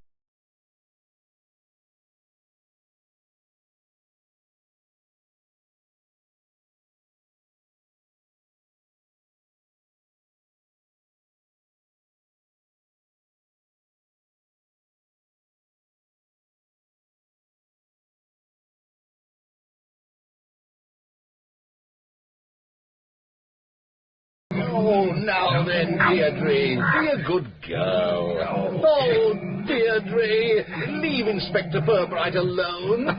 She's very fond of you, Purbright. Indeed, sir. I wonder how she behaves to those she isn't fond of. Now, then, look, tell me all about it, about poor Mrs. Palgrove. I mean, it's tragic business, tragic. Come in. Excuse me, Chief Constable. What can I do for you, Dr. Ferguson? It's Inspector Purbright I wanted, sir, if you'll permit me. They said I'd find you here, Purbright. This woman from, Brompton Gardens. Stop that, answer, you yapping wee brute! Out! Jimmy, out! I say. Mrs. Palgrove? Oh, yes? I thought I'd better come and see you straight away. Something a bit odd. It'll be in the report, of course, but it might be as well for you to know now. I see. She did drown, no doubt at all about that. No evidence of organic disease, nothing significant anyway. Time of death, hang on a minute. Yes, 11 last night, give or take a bit. Before midnight, certainly, but not more than an hour and a half before. Between 10:30 and 12, then? That's what I said. Yes. Now then, here's the queer thing. Yes? There's a definite bruising on both ankles. A distinct set of 5 bruises on each ankle, just at the bottom of the lower leg. And both sets match. Bruising? Odd. Yeah. Fingers? I'd say there's not a doubt of it. Fingers? But, oh, good Lord. Any other marks, Doctor? Well, I didn't intend to give you the full report just now. Oh, naturally not. I do appreciate your having told me this much. It was just that I wondered if the body showed signs of injury. Bruises are injuries, ma'am. But to see what you're getting at, there are other marks, actually. Knuckles, elbows, abrasions, you know. If what we're both thinking is true, she must have flailed about a bit, struggled, or so. Struggled? Surely you aren't suggesting that she was... Oh, goodness me. And there was a broad bruise just over the diaphragm. Where she hit the wall when she was pushed over. Pushed? Speculation is your job, not mine. I don't think I'd argue on that one, though. Not really. Still, see you at the inquest? Thank you, Dr. Ferguson. My pleasure. But surely... Brompton Gardens, such a respectable area. Well, it sounds an unpleasant business, Mr. Purbright. I'm afraid it does, sir. It's very hard to credit. She's done some splendid work, you know, this woman. My wife knows her well. They were on several committees together. Oh, she'll be very upset about this. She was popular, was she, Mrs. Palgrove? Well, I don't know about popular, exactly. All these good ladies squabble a bit at times, you know. Yes, I've heard she was inclined to rule the roost, rather. But good gracious, that's no reason why anyone should... I mean, Brompton Gardens... No, I can't understand it at all. You remember that letter you received, sir? The unsigned one? Letter? Yes, sir. The one beginning, "My dear friend," and making some rather dramatic allegations. Oh, that one. We didn't take that seriously, though, did we? You recall its terms, though? Vaguely. Good Lord. Are you suggesting it might have some relevance? Whoever it was meant for, it did seem rather a wild letter. I think it was meant for you, sir. And I think we shall find that Mrs. Palgrove wrote it. Well, I suppose you'll be wanting to cast round to see if any of the neighbours noticed what was going on last night. I was going to propose that Sergeant Love and Constables Harper and Broadley start on that straight away, sir. I shall go back to the house. The husband will be either there or within call, I imagine. Perhaps a search warrant, sir, just in case? Oh, I say. Well, I suppose we must. Brompton Gardens, though. Oh, dear. I shouldn't imagine this has anything to do with Mrs. Palgrove's death, but there has been a rather curious feud lately between the organisers of some of the local charities. They've been busy sabotaging one another's efforts, or that's what it looks like. As you know, Mrs. Palgrove was a good deal involved in charity work. We shall have to satisfy ourselves that personal antagonism on somebody's part didn't sharpen into actual violence. You give me the impression that you rather hope that to be the case. Oh, not at all, sir. But the possibility must be explored. You must do as you think fit, Mr. Purbright. But, Brompton Gardens. Good Lord. Mr. Palgrove about? Just about an hour ago, sir. Said he wouldn't be long, but I had to pop into his office. Should be on his way back by now. Give him a ring and make sure that he is, will you, Sid? Right, Joe. Constable Broadley. Sir? I want this well thing completely drained. You'd better go down personally to the fire service headquarters and see Budge. One of their small pumps should be adequate. How much water would you say there was in there, Broadley? Oh, well... Now then, let's think. About 20 cubic feet? Oh, nearer 21. Good man. Oh, and you'd better mention the fish. Budge might have some nets or jars or something. Right, oh, sir. Right away, sir. Oh, you'll need your helmet. Oh, yes. Paddy's on his way, sir. Good. By the way, how did you get into the house? He left us the key. Oh, very civil of him. Now, if she was tipped face first into the water and held by the ankles, her attacker must have been standing about here. Inspector. I think we've got something, sir. Look, I just typed this out on that typewriter in there, on that grey notepaper. My dear friend, this is an urgent appeal. Urgent? Oh, meant to be urgent, sir. Have you got one of the other letters with you for comparison? Oh, indeed I have. Well done, Sid. Now, let's see what we've got. Oh, look at that, then. Both got blocked E's. Yes. Look at the stem on the P, slightly deformed, and... The ends? Yeah. Every one slightly out of alignment. She did write those letters, then. I don't think there can be much doubt of it. She must have guessed what was going to happen to her. It looks rather like it. The person whose loyal and faithful companion I have been, and to whom, even now, my life is dedicated, intends to have me done away with. That's a pretty obvious hint. More than a hint, Sid. It's practically a straight identification. Of Palgrove, of course. Well, who else? A lover? You met Mrs. Palgrove? Yes. Could you imagine her with a lover? Oh, see what you mean. In any case, whose loyal and faithful companion I have been. No. I don't feel that's the sort of phrase one would use in relation to an affair. It's White's language, I should have thought. Well, look at this.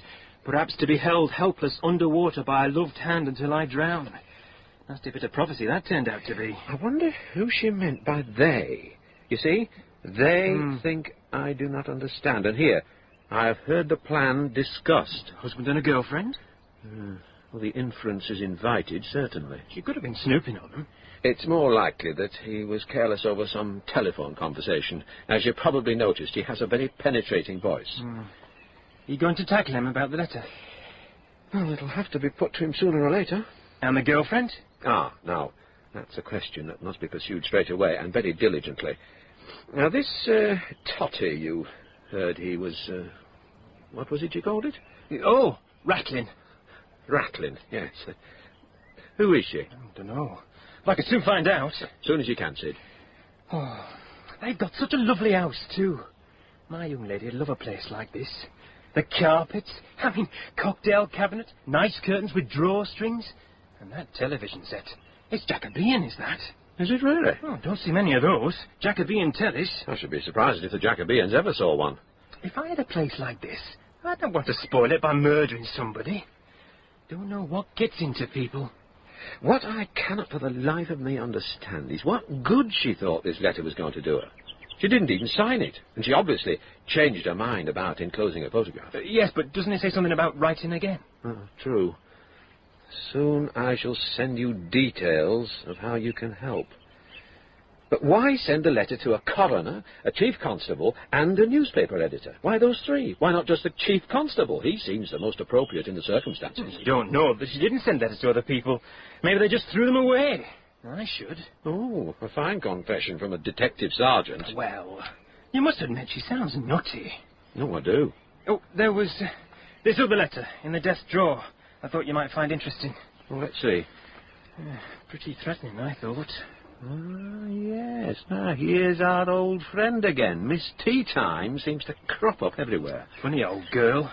Don't make her sound decrepit, Sid. She's 52, actually, I believe. Well? Well, I'm 51, so watch it. In any case, she's very well preserved. Like you, Gov. Inspector. What's you up to now, though, I wonder? Sabotaging a dog shelter, if we are to believe Mrs. Palgrove. This is one of those if the cap fits letters. Mrs. Palgrove seems to be pretty hot on letter writing. Well, she was, rather. How long has Miss Teatime been concerned with good work, Sid? No idea. All I heard was that she'd taken some sort of secretarial job in St Anne's Gate, and what we now know to be this Flaxborough and Eastern Counties Charities Alliance.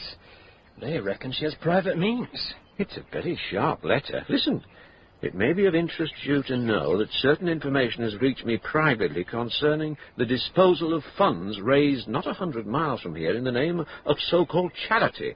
I am reluctant to pass this information on to the authorities, but I shall not hesitate to do so if the need arises. So you think Miss Teatime might have done in Mrs. Palgrove to save herself from being nicked for embezzlement?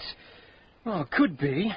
She's a fit old bird, as well as being well preserved. Oh, come, Sid, you mustn't jump too far ahead.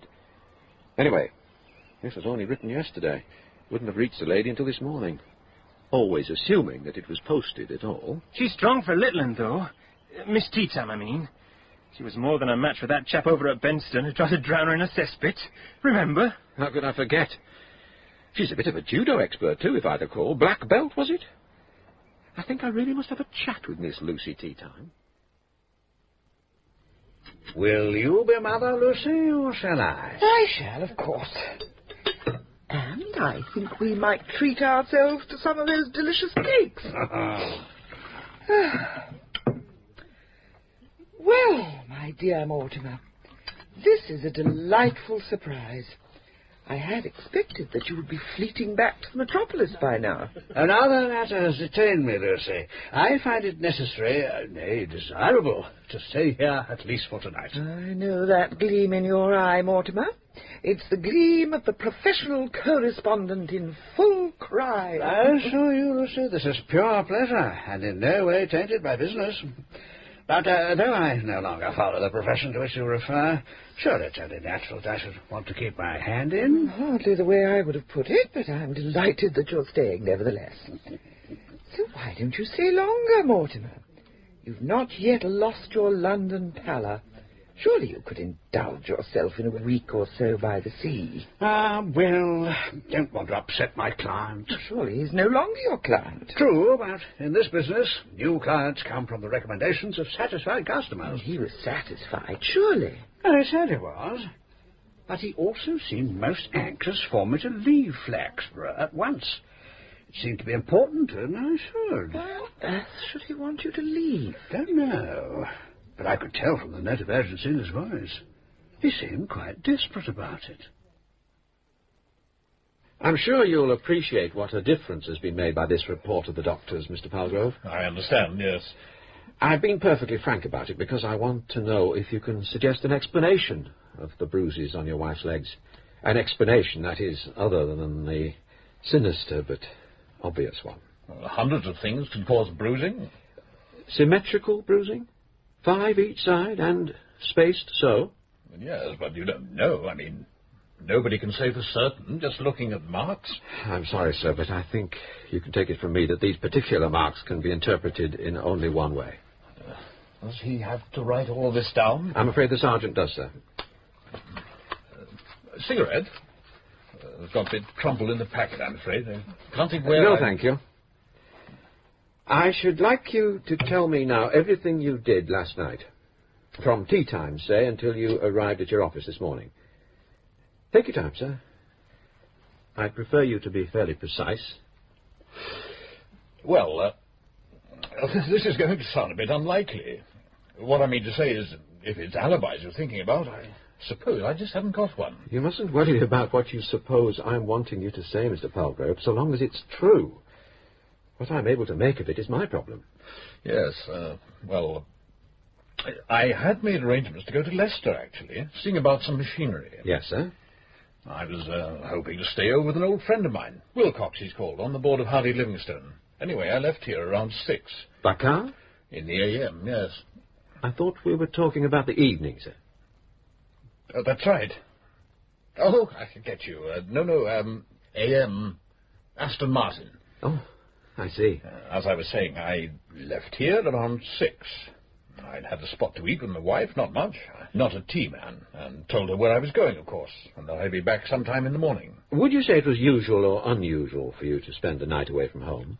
I don't know. Unusual, I suppose, really. But I have to occasionally. Henny didn't mind. She's lots of interests of her own. Anyway, to cut a long story short, there was I, halfway to Leicester, when I thought I heard one of the tappets knocking. Well, I was a bit put out because the boss had only been in for a service yesterday, and Henderson's are generally pretty efficient. So what I did was to pull into the next lay-by and have a proper listen under the lid. Couldn't trace a damn thing wrong. I went on a few more miles, and damn me if it didn't start again. Same old pantomime, pull in, listen, fiddle around, nothing. 3 times I did that. In the end, I just tried to forget about it and bashed on. But naturally, I'd lost a lot of time. I didn't get to Leicester until... it must have been 9 at least. I was a bit tired, fed up. And there didn't seem much point in chasing up the fellow I'd come to see. Anyway... Excuse me, sir, but wouldn't 8 or even 7 o'clock in the evening be a rather unconventional time to discuss business in any case? Well, I suppose you could say that, yes, but I just don't happen to be conventional. It doesn't pay, Inspector, not these days. All right, sir. Go on.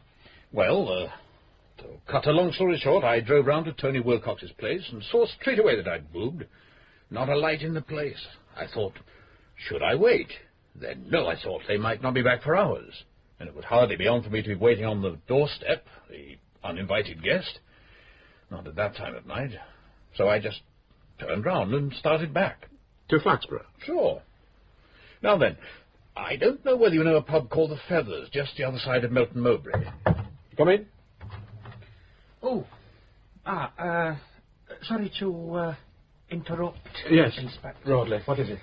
I drained it like you asked, and at the bottom, just found this. Thought I'd better... Thank you. So. Yes. Do go on, Mr. Palgrove. Yes. This pub... it wasn't The Feathers, actually. I must have been mixing it up with another one. I don't know its name, but it's somewhere yon side of Melton. The point is that I stopped there for a drink. It was nice and comfortable, so I had another one. I was tired, and of course I'd had nothing to eat.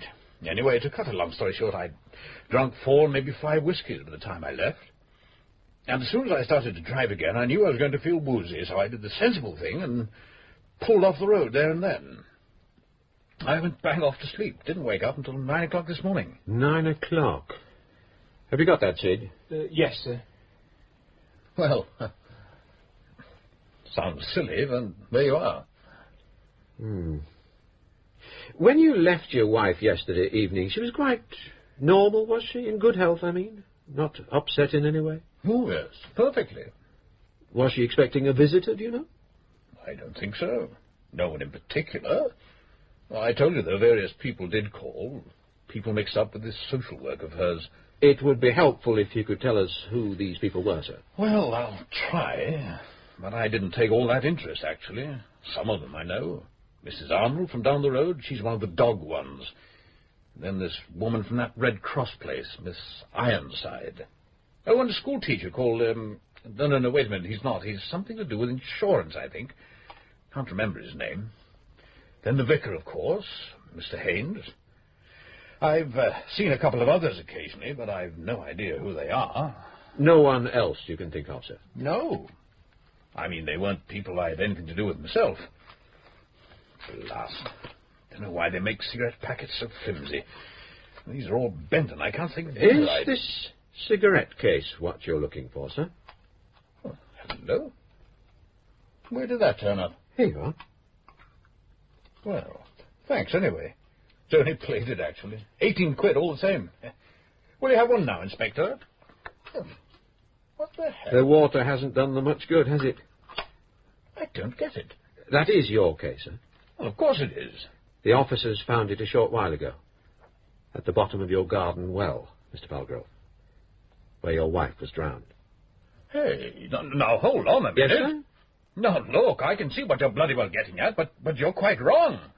Well, how the hell could I have anything to do with what happened to Henny when I wasn't anywhere near the place? I know nothing about it at all. Absolutely nothing. Can you suggest how that case came to be in the water, sir? Well, of course I can't. Beneath the body of your wife? No. When was it last in your possession? Yesterday, I should think. Yes, I had it at tea time. I must have left it around in this room somewhere. Did your wife smoke? Oh, good Lord, no. So it's not likely that she had the case with her when she went out to the well? Well, you don't know that.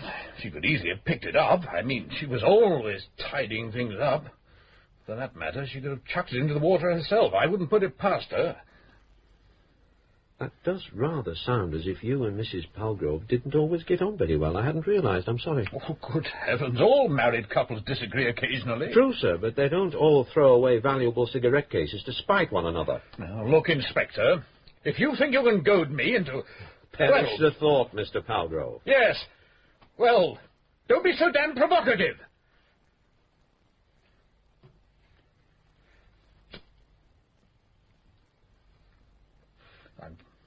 I'm sorry. Well, this has been one hell of a shock. I suppose I'm a bit knocked up. You know, the fact is that Henny and I got along as well as most. Not around each other's necks all the time, but so what? I certainly wouldn't have done her any harm. Mr. Palgrove, was your wife a wildly imaginative woman? Well, I wouldn't have said so. She was a bit gone on animals. But look, we went into all of that when you were here before. That's right, we did. But if I may say so, you're not in quite the same mood as you were then. That's perfectly natural. First reaction to shock can often take a form that people might mistake for flippancy. Did you think I was being flippant? No, sir. I think brittle would be a better word. My impression is that you're now more inclined to consider the seriousness of your own position. For instance, you said at our first interview that your wife got so worked up about some things that she was in danger of going over the top, as you put it. You spoke of her abnormality of attitude, her excitability, her passion for letter writing. But now you're taking some pains to present Mrs. Palgrove as a fairly ordinary housewife with ordinary enthusiasm and lapses of temper. Is this because you've realised that your earlier picture was certain to be contradicted by other people? Well, I've not thought about what other people might say. Why should I? I haven't done anything. If I may, sir. What? The case. I shan't deprive you of it longer than necessary. The sergeant will give you a receipt. Now, I'd like you to look at this letter, if you will, sir. Then perhaps we can talk about it. Sid? Good. I'd like you to see how Harper and Broadley are getting on with the neighbours. Give them a hand if necessary. Right-o.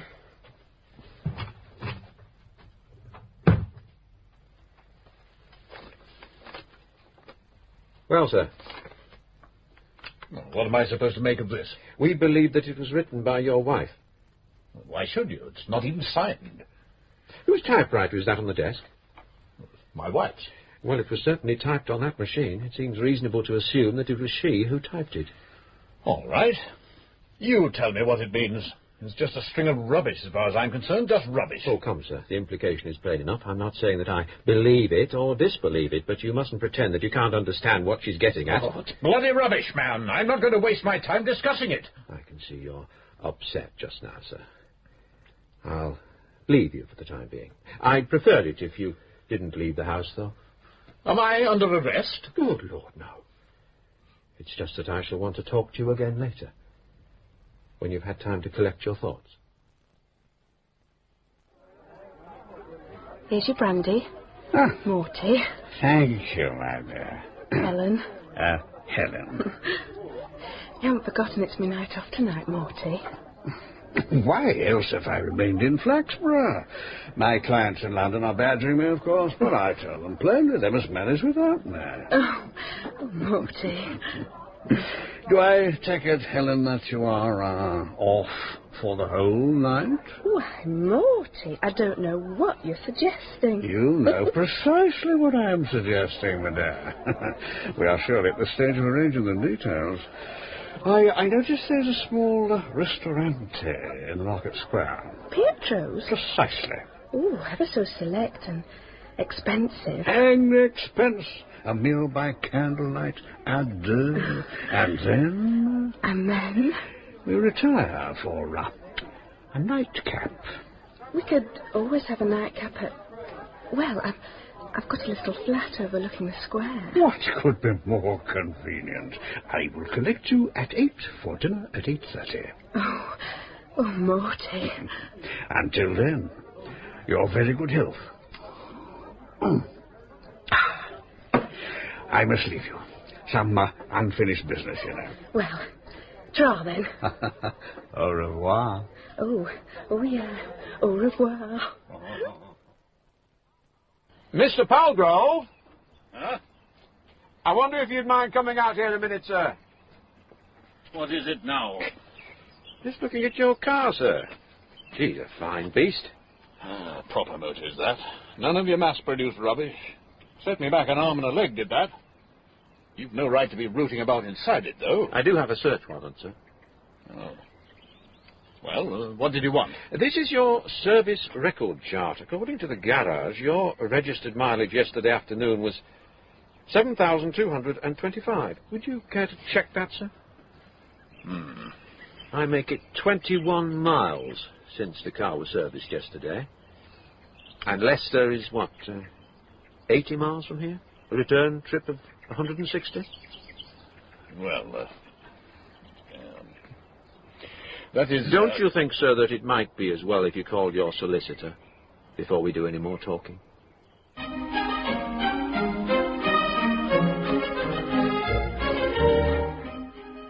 Charity Ends at Home by Colin Watson is dramatised by Christopher Dennis. John Rowe played Inspector Purbright, Paul Downing, Sergeant Love, Robin Polly, Mr. Palgrove, and Graham Roberts, the Chief Constable. Geoffrey Banks was Mortimer Hive, Anne Rye, Lucy Teatime, Russell Dixon, Mr. Ferguson, and Catherine Hunt, Helen. Charity Ends at Home was directed in Manchester by Tony Cliff.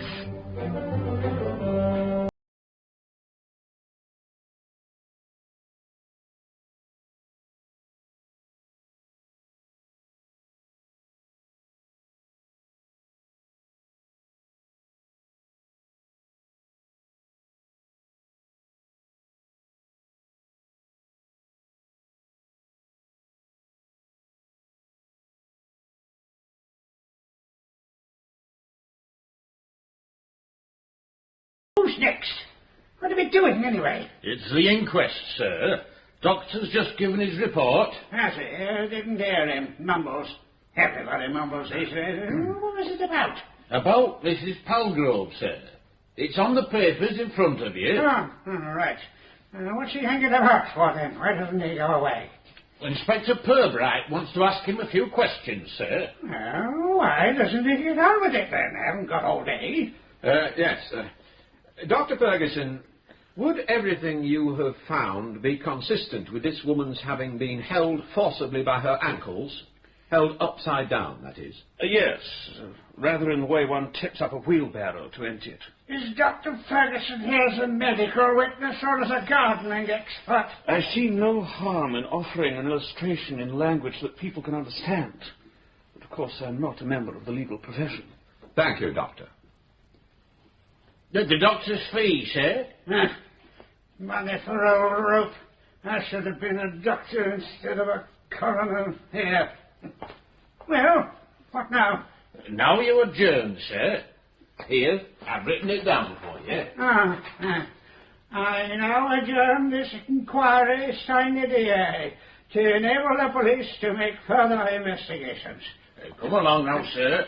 I'll get you home. You said you wanted some sausages on the way back, sir. I'll stop at Spain's if you'll come along with me now. What?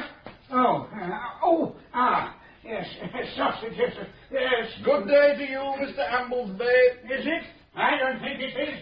Who is that fellow, anyway? That's the Chief Constable, sir. Come along now. I do believe he gets even worse. You think so, sir? Well, don't you, Mr. Purbright? You see more of him than I do. Sergeant Malley says he's a wonderful old gentleman for his age. Does he indeed? Well, I must say I admire the way Sergeant Malley seems to manage him. Oh, like a mother, sir. I don't know what had happened to poor old Mr. Amblesby if it weren't for the sergeant. Well, now then, Mr. Purbright, what have you got to tell me about this unfortunate lady from Brompton Gardens? Well, sir, at the moment, everything points to the husband. He's given a hopelessly unsatisfactory account of himself. 2 accounts, in fact. One disproved, and the other unlikely. There's not much material evidence, but that wasn't to be expected anyway. What there is, he can't even begin to explain.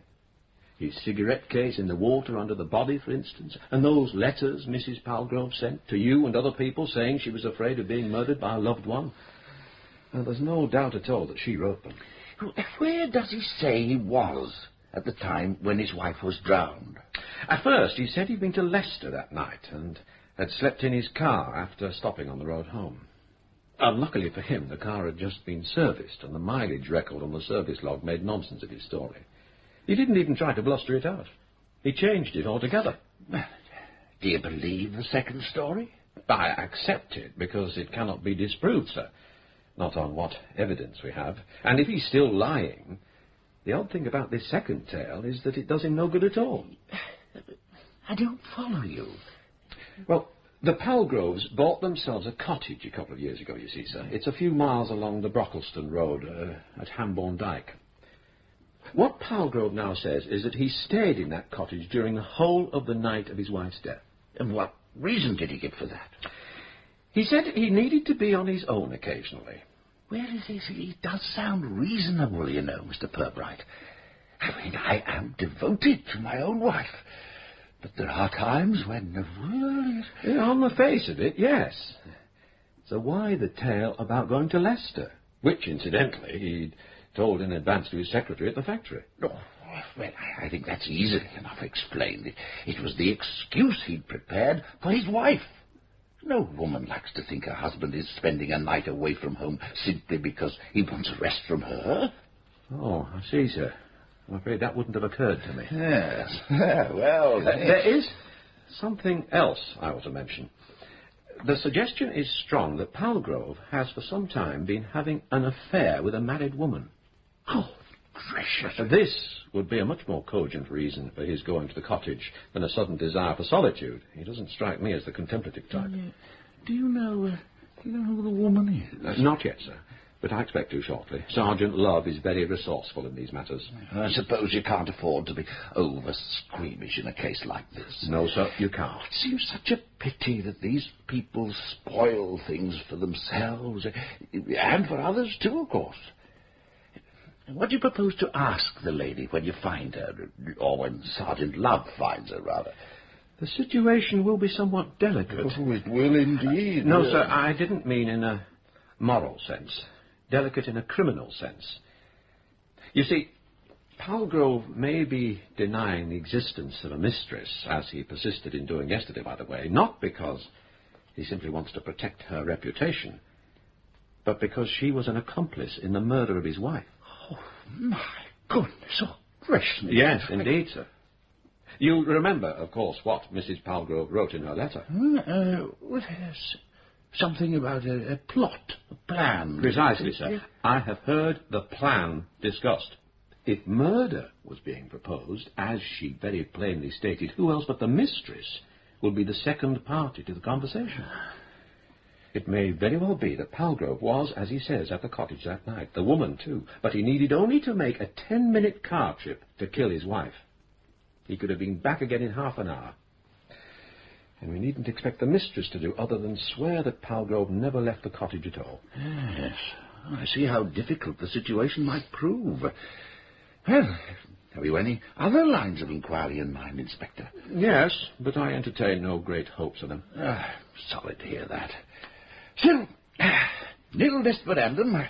I'm sure that something will emerge sooner or later to repay all your trouble. There was one thing Palgrove said that I'm inclined to believe. Yeah? He claimed that somebody had been following him about a good deal lately, a stranger. Why, doesn't that sound a little fanciful? Well, that's what I thought at first, but he described the man in some detail, and I think I know who he is. Not a local man, you say? No, sir, a Londoner. Ah, a Londoner. A man who follows, or followed once. A somewhat odd profession. You intrigue me, Inspector Purbright. Mr. Hive is an intriguing character. I happen... Hive? Is that his name? Yes, sir, Mortimer Hive. As I was saying, I happened to see him yesterday morning. He was going into the office of those Charity Alliance people in St. Anne's Gate. And it was to them, by a curious coincidence, that Mrs. Palgrove had sent the day before a remarkably acrimonious letter. Oh, gracious. So, I think I shall try and chase Mr. Hyde up and see what he can tell us. Don't you agree, sir? Well, on balance, yes. Oh, yes.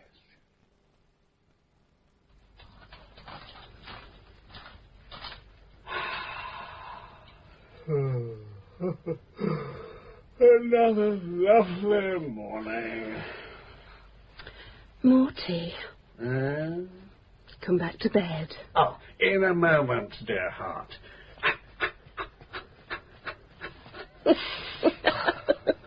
Whatever are you doing now? Exercising, my dear. Must keep in shape. You're in lovely shape, Morty. Oh. For a man of your age. Ah. Morty? My love? These women with titles you were telling me about, did they wear nighties or pyjamas? I think you may take it that night dresses are favoured by the aristocracy, as a rule. The exception I always remember was a Lady Beryl, somebody or other, from Winchester way. We managed to scrape her in at the end of the 1947 season, and she, believe it or not, insisted on going to bed in a polo jersey. I'll bet that tickled. Every profession has its little irritations, even that of professional correspondent. I've been very lucky. There's only one thing I always was particular about. I wouldn't take a client while she had a cold. Oh, what, like dentists won't? It may sound rather trivial prejudice, but I think I owe my very good health to it. Jewels. Did they wear lots of jewels, Morty? I have awakened in the night, dear girl, with enough emeralds up my nose to pay the entire hotel staff double wages for a year. Oh, you're very dashing, Morty. Oh. Very, what's the word? Debonair? Yeah. I bet you're a wonderful private detective. Oh, I do my best. This case of yours, is it to do with that woman who was murdered in Brompton Gardens? That one that was drowned in a well? I had no idea that any woman had been drowned in a well. I'm very sorry to hear it. Yes, even if it had, professional etiquette forbids me to discuss my cases with anyone, even my very dearest. Oh, I wish you didn't have to go back to London, Morty. Duty calls, dear Helen. Oh, Morty. Do come back to bed. I'm feeling ever so lonely. Oh, come back now before you tire yourself out. Coming, my love.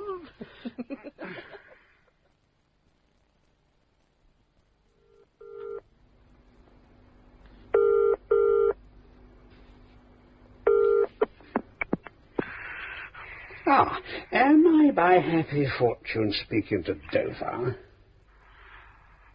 Dover? Hythe, or rather Hastings here. I thought you were going back to London. The gentleman at the shop says that you have not yet collected my account. Now, I know I said I thought you were going back to London. But events have conspired, very pleasantly conspired, I may say, to delay my passage.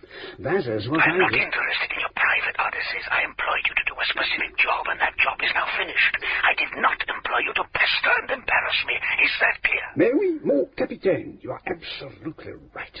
I say, isn't it rather nice to be talking without all those trade terms? No one but most detectives are bad conversationalists. Are you leaving today? I was just going to say that this good fellow at the shop... I said, are you leaving today? Well, are you returning to London today? I rather doubt it, actually. Events have conspired to... When are you going? All too soon, I fear. Tomorrow? And tomorrow, and tomorrow. I want a straight answer. And I don't advise you to waste any more of my time. No, quite. How can I best reply to your esteemed inquiry? Perhaps I should say that I have acquired commitments. Non-professional, let it be understood, amigo mio, and in no sense undesirable. But as I say, this good fellow at the shop tells me that my account, plainly wrapped ça on dire, is uncollected, therefore undischarged. I do not complain, rather do I respectfully petition. You catch, perhaps, my drift? I want your money at once, on the nail, like a cat's meat man or something. Catch me? No, afraid that illusion defeats me. Sauce for ganders, I would have thought was the commodity in question. £12 on account. I can leave £12 for you at the shop at about 4:15, not before. Guineas? Oh, very well. Guineas. That would be a most welcome accommodation. Really would. In return, I want a definite undertaking from you. Yours ever to serve, mon général. I shall leave you that money on the condition that you get out of Flaxborough tomorrow. The rest I'll post on for you. But you are to be away from this town tomorrow. Is that clearly understood? Well, I said, is that understood? I understand what you want, yes, but I really cannot see why I should... Less money, or don't you? Oh, I certainly do. Making a good impression on the fair sex is considerably more expensive at my age. Time was when the lady paid for candlelit dinners. Hell with your candlelit dinners. You'll be on your way back to London in the morning. That is my inalienable intention. Then don't let me hear from you again.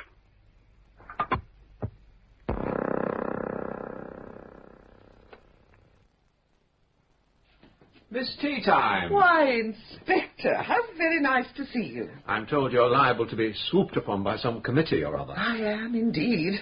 But who told you that? I called at your office at the Charities Alliance, the lady there. Ah, yes, that would be Miss Joyner, I expect. Built like a beanpole, rimless spectacles and a hat like a field helmet. A very fair description. She told me that it was your day on at the hall here, and that I should hie me hither in great haste if I wished to word with you before the Hobbies and Needlework Subcommittee descended upon you. Very baroque turn of phrase, Miss Joyner, but accurate. So, I'll be very policeman-like and come straight to the point. By all means. You don't mind if I sew Teddy's ear on while we talk? I beg your pardon? Teddy's ear. This bear, as you can see, he's earless. Oh, not at all. Now, perhaps you've heard already of the death of Mrs. Henrietta Palgrove. She was drowned the night before last in an ornamental well in the garden of her home. I did know, yes. A shocking affair. It's been quite widely discussed, of course. I imagine so. She'd be well known among social workers, committee members, people like that? Oh, certainly. She was an exceptionally active lady, was Mrs. Palgrove. It might be argued that active people are more liable to make enemies than the passive ones. Or would it be wildly unreasonable to expect this to apply in the field of good works? I think you know as well as I do, Inspector, that there is no more fertile soil for the burgeoning of homicide than among the wilfully charitable. You shock me, Miss Teatime. Oh, no, I do not. You would not be here now if your thoughts had not been following the same line. You mustn't make too much of this. The person who killed Mrs. Palgrove is very clearly indicated by the evidence. I've no doubt that that person will be arrested and charged quite soon, but every other possibility must be examined thoroughly in the meantime. And am I one of the other possibilities, Inspector? You received a letter yesterday from Mrs. Palgrove. That is correct. Have you read it? No. Yes, of course you must have done. I suppose a copy was in what I believe are called the effects of the deceased. It was a very threatening letter, Miss Teatime. I can see that you're not accustomed to handling the correspondence of charitable societies, Mr. Purbright. If one took seriously every hint of nefarious goings-on, one would have no time left for the collection of funds. And what would our animals do then, poor things? There is no truth, I take it, in the suggestion that there has been misappropriation of funds. None, of course. It is misapprehension, not misappropriation, that bedevils the work of charities. People do not realize how high is the cost of administration nowadays. My goodness, Inspector, there's a great deal more to it than waving a collecting box. Which reminds me, any loose change you have on you will do. I find one accumulates so much of it these days, don't you? That walking becomes rather difficult. Yeah, of course. Just my little charge for allowing you to interview me. There. Oh. There. Thank you. Purely as a formality, Miss Teatime, you do understand that. Could you just tell me where you were on the night of the 12th? The night before last, that is. From 10 o'clock onwards, say? In bed, Inspector. Where else? It clearly would be impertinent of me to ask if there is anyone of whom I might seek corroboration of that. Not in the least. I should take it as a compliment. But no, I've left things rather late. To tell the truth, it's regarding the physical side of marriage that I've always been apprehensive. Ah. There so seldom seems to be enough of it. Oh, dear me, is that the time? I fear that the committee will be bearing down at any moment. Well, is there any other matter in which I may try and help you, Inspector? Miss Deetime, do you happen to be acquainted with a man called Hive? Mortimer? Well, fancy your knowing Mortimer Hive. Oh, yes, we are old friends. What does he do, precisely? As a matter of fact, he's in your own line of business, Inspector. Mr. Hive is a detective. A private detective, of course, not on the panel, so to speak. He doesn't look much like a detective. No? Well, he wasn't brought up to it, you know. But he had a very distinguished career in what I suppose is an allied calling. He was, until very recently, a groundsman. Groundsman? A little joke of his, Inspector. Mr. Hive was a professional correspondent. He provided grounds for divorce, you know. Ah. Of course, you will not let this go any further. Why? Is it a secret? Oh, no, not at all. But Mortimer's at that age when men tend to be a little vain and a little touchy about their physique. Oh. His close friends are well aware that he retired from business for reasons of health, if you follow me. But I suspect he would feel hurt if the facts were made generally known. Do you know why he's here in Flaxborough? Well, that is a question which I think you should address to him in person, Mr. Purbright. The most I can properly say is that his engagement is connected, as you might imagine, with the infidelity of one of our fellow citizens. Oh. Incidentally, I believe the Count, as Mortimer would call him, has now terminated it. The engagement, I mean, not the infidelity. Although perhaps that has lapsed as well. Can you suggest why Mr. Hive has been keeping the husband of Mrs. Palgrove under observation? Now, Inspector? Not even in the strictest confidence? I really cannot tell you anything more. Tell me, this collecting box, what are the objects of the New World Pony Rescue Campaign? Ah, well, perhaps I might describe them as almost missionary in character. Animal aid work is something that knows no frontiers. And, as you will know, in America, the horse is man's helpmate on a far greater scale than in a little highly mechanized country like England. Really? Oh, yes. Have you not visited America, Mr. Purbright? I'm afraid not. Ah, then you will not be familiar with the plight of our equine friends in such cities as San Francisco. The tram cars, you know, and those cruelly steep hills. But surely there are cable cars in San Francisco. And what, pray, did you suppose was down there under the road pulling the cable, Inspector? Oh, yes, there is much yet to be put right by the NWPRC. It is a registered charity, I suppose. I wonder if you'd mind showing me. Here come those tiresome committee people. I shall have to go and meet them. Just a moment, Miss Deetime. Your friend, Mr. Hive. You shall meet him, Inspector, this very day. Come to tea. Can you make it convenient to be at my office at 5:15? I think so. Then I shall say au revoir till then, dear Inspector Purbright. In here, ladies. And put the lady with the key to the hall cupboard, please open it up so that I can take an inventory after the meeting. I've found that totty for you. You sound like a procurer, Sid. What are you talking about? That totty that Pally Palgrove's been running. He said to find out her name. Well? Doreen Booker. That's who it is. 25 Jubilee Park Crescent. Booker? She was one of the Anderson girls from Harlow Place before she got married. Used to go around with Moggs Cooper till he piled up that bike of his.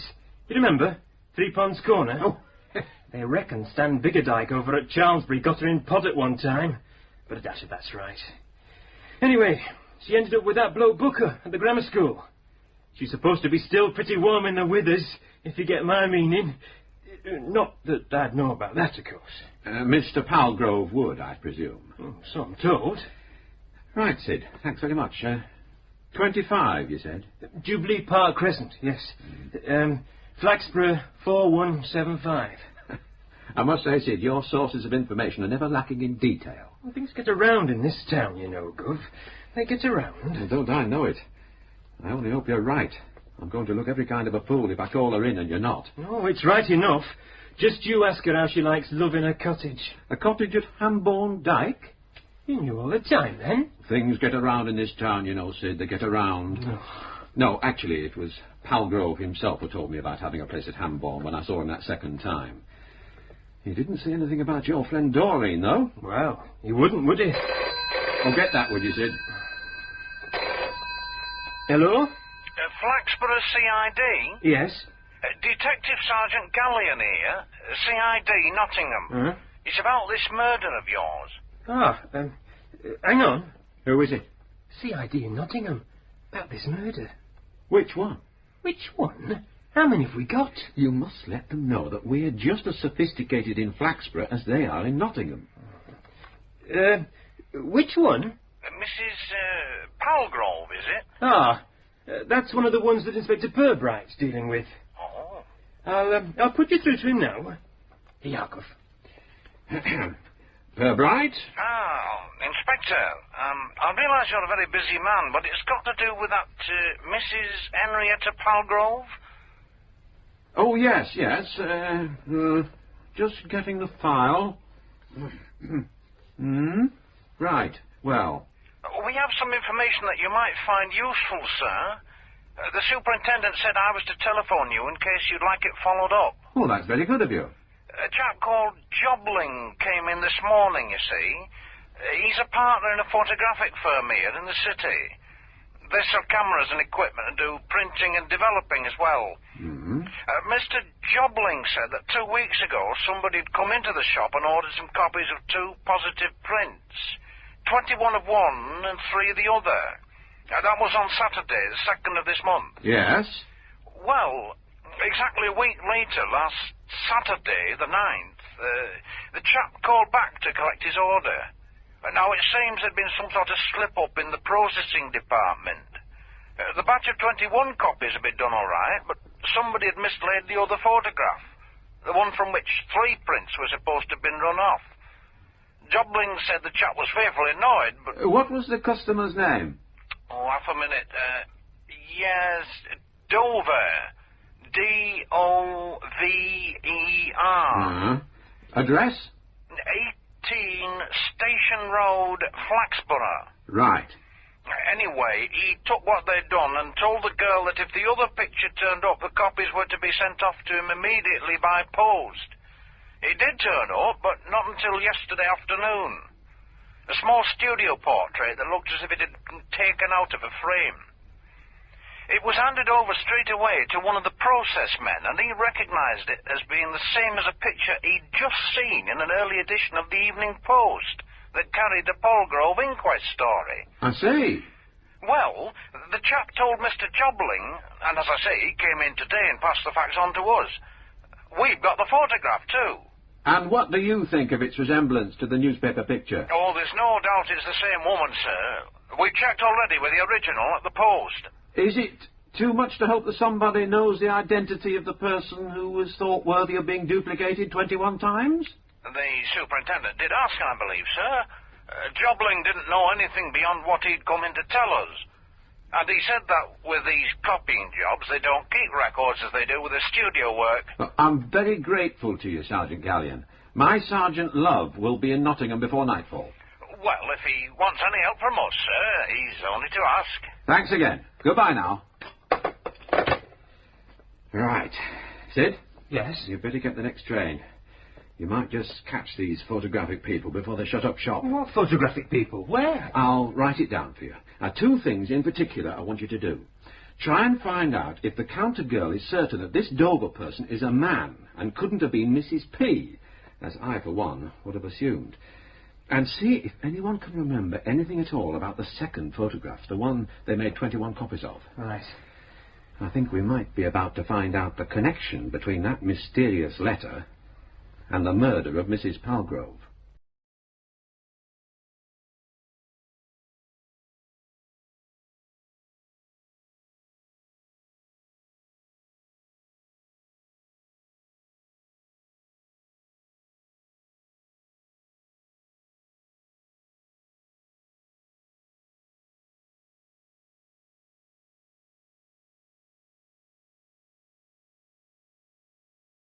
Ends at Home by Colin Watson was dramatised by Christopher Dennis. John Rowe played Inspector Purbright, Paul Downing, Love, Geoffrey Banks, Mortimer, and Anne Rye, Lucy.